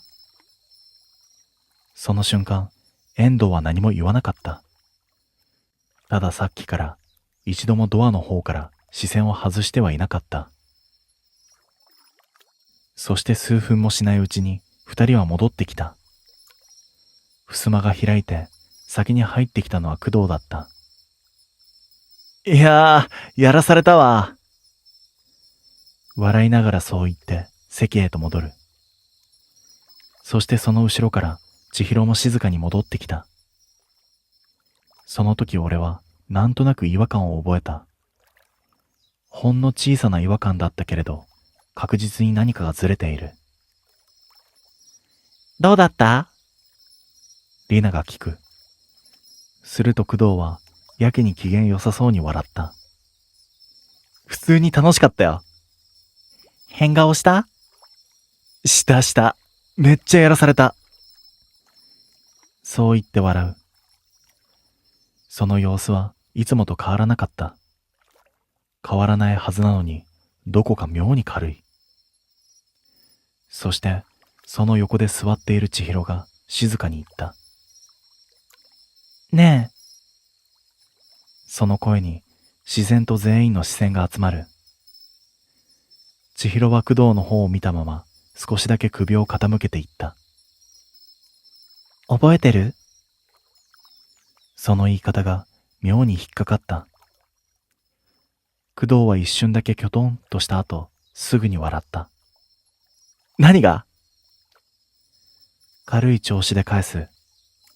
でも千尋はそのまま続けた。あの約束。その一言で空気が少しだけ変わった。何の？工藤が笑いながら聞いた。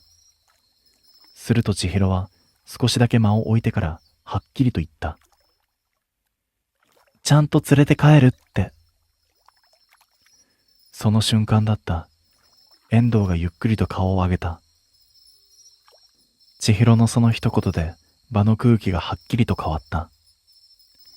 さっきまでの笑い声が急に遠くなったみたいに感じる。ちゃんと連れて帰るって。その言い方は冗談にも聞こえたし、本気にも聞こえた。ただ一つ確実なのは、今この場の空気にそぐわない妙な重さがあったっていうことだ。工藤は一瞬だけ言葉に詰まった。ほんの一瞬だったけれど、俺は見逃さなかった。でもすぐにいつもの調子で笑ってごまかした。いやいやいや、何の話だよ。軽く手を振りながら言う。さっき初めて会ったばっかだろ。その言葉にマナとリナも、だよねーと笑った。普通ならそれで流れるはずだった。でも千尋だけは笑わなかった。そっか。小さくそう言って視線を落とす。その仕草が妙に静かで逆に浮いていた。その後も会話は続いたけど、さっきまでの空気には戻らなかった。工藤はいつも通り喋っているつもりなんだろうけど、どこか上滑りしている感じがする。そして千尋はそれ以降ほとんど口を開かなかった。ただ、時々工藤の方を見ていた。じっと。そしてしばらくして遠藤がグラスを置いた。なあ。その一言で俺はなんとなく察した。あ、これ終わらせに行くなって。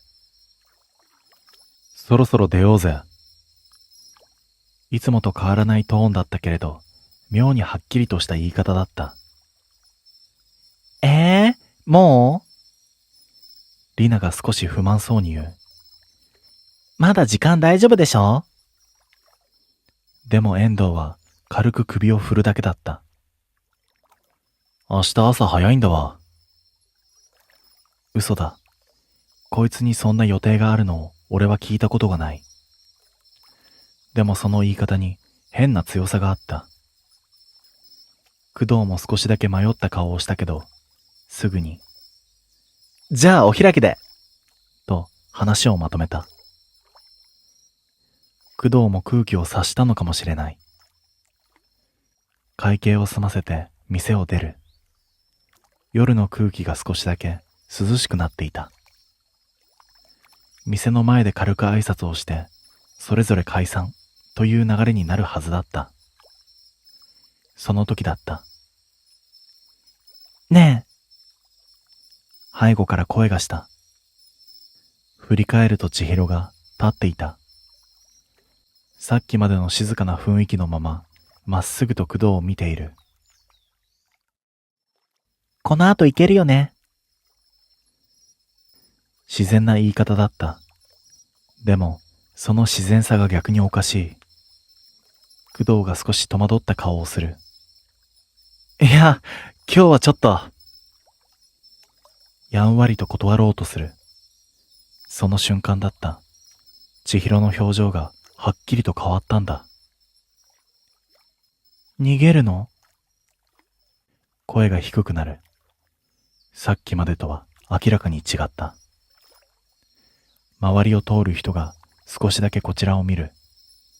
これはただの男女の揉め事にしか見えないんだろう。ねえ。と、千尋が一歩近づいた。工藤の腕をガシッと掴む。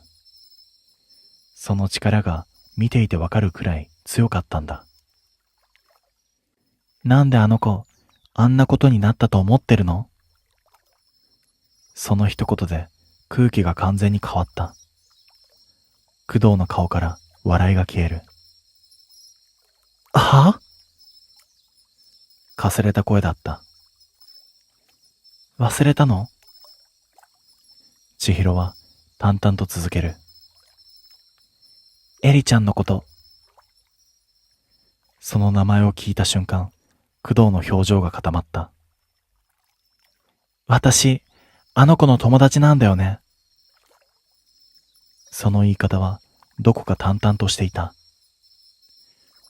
怒鳴るわけでもなく、泣くわけでもなく、ただ事実を並べるみたいに。全部聞いたよ。どんな風に扱われてたか。最後、どんな顔をしてたか。工藤は何も言えなかった。完全に固まっていた。そして千尋の手がバッグの中に入る。そして少しだけ先端が見えた。バッグから取り出そうとしていたものは明らかに刃物だった。その動きで遠藤がすぐに反応した。おい。一歩前に出る。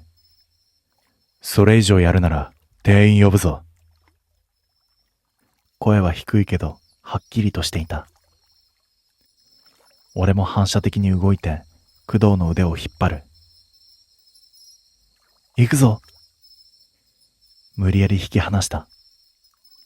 周りの空気がざわつき始める。誰かが、大丈夫ですか？と声をかけてくる。その瞬間、千尋の動きが止まった。一瞬だけ完全に止まった。その隙に俺たちは工藤を引っ張って距離を取る。遠藤が店員に向かって声を上げた。すいません。ちょっとトラブルなんで。その後は早かった。店員が来て、さらに人が集まって、最終的には警察が来た。だけど千尋は抵抗しなかったんだ。ただ最後まで工藤の方を見ていた。だって、あの子が教えてくれたから。連れて行かれる直前、ぽつりとそう言ったんだ。その後俺たちは警察署で事情聴取を受けた。時間にすると1時間くらいだったと思う。何があったのか、どこまで関わっていたのか、事細かく聞かれた。全部が終わって外へ出た時にはもう深夜になっていた。さっきまでの騒がしさが嘘みたいに静かな夜だった。そして三人でなんとなく同じ方向に歩き出す。誰もすぐには口を開かなかった。そしてしばらくして工藤が大きく息を吐いた。はぁ。力が抜けたみたいな声だったんだ。合コンなんてもうコリゴリだわ。マジで寿命縮んだわ。そう言って苦笑いをする。俺は少しだけ笑って軽く返す。いやお前、どうせまた行くんだろ。冗談半分で言ったつもりだった。間を置かずに遠藤が前を見たまま言う。行くだろうな。その声はいつも通り淡々としていた。今度はちゃんと相手選べよ。工藤が、うっせえわと笑った。さっきまでの空気が少しだけ緩む。するとしばらくして工藤がスマホを取り出した。そういや、さっきの件で、と言いかけてふと止まる。あれ？小さく声を出す。なんだこれ。俺と遠藤が覗き込む。画面には知らない連絡先が一件増えていた。名前は空欄、アイコンもない。ただ一言だけメッセージが来ていた。次は邪魔しないでね。工藤はしばらくそれを見ていたけれど、やがて小さく息を吐いた。はぁ、気のせいか。そう言ってスマホをポケットにしまった。遠藤は何も言わなかった。俺はなんとなく笑って、ほらな、どうせまた行くって言ったじゃん。そう言った。そして数日後、工藤は懲りずにまた合コンに行ったらしい。その話を聞いたとき、俺は思わず笑ってしまった。ただその時、ほんの一瞬だけ頭の中にあの光景がよぎった。服屋で見たあの女。あれが本当にただの見間違いだったのかどうか。結局その答えはわからないままだ。でもまあ多分、工藤はまた行くんだろうな。何もなかったみたいな顔をして。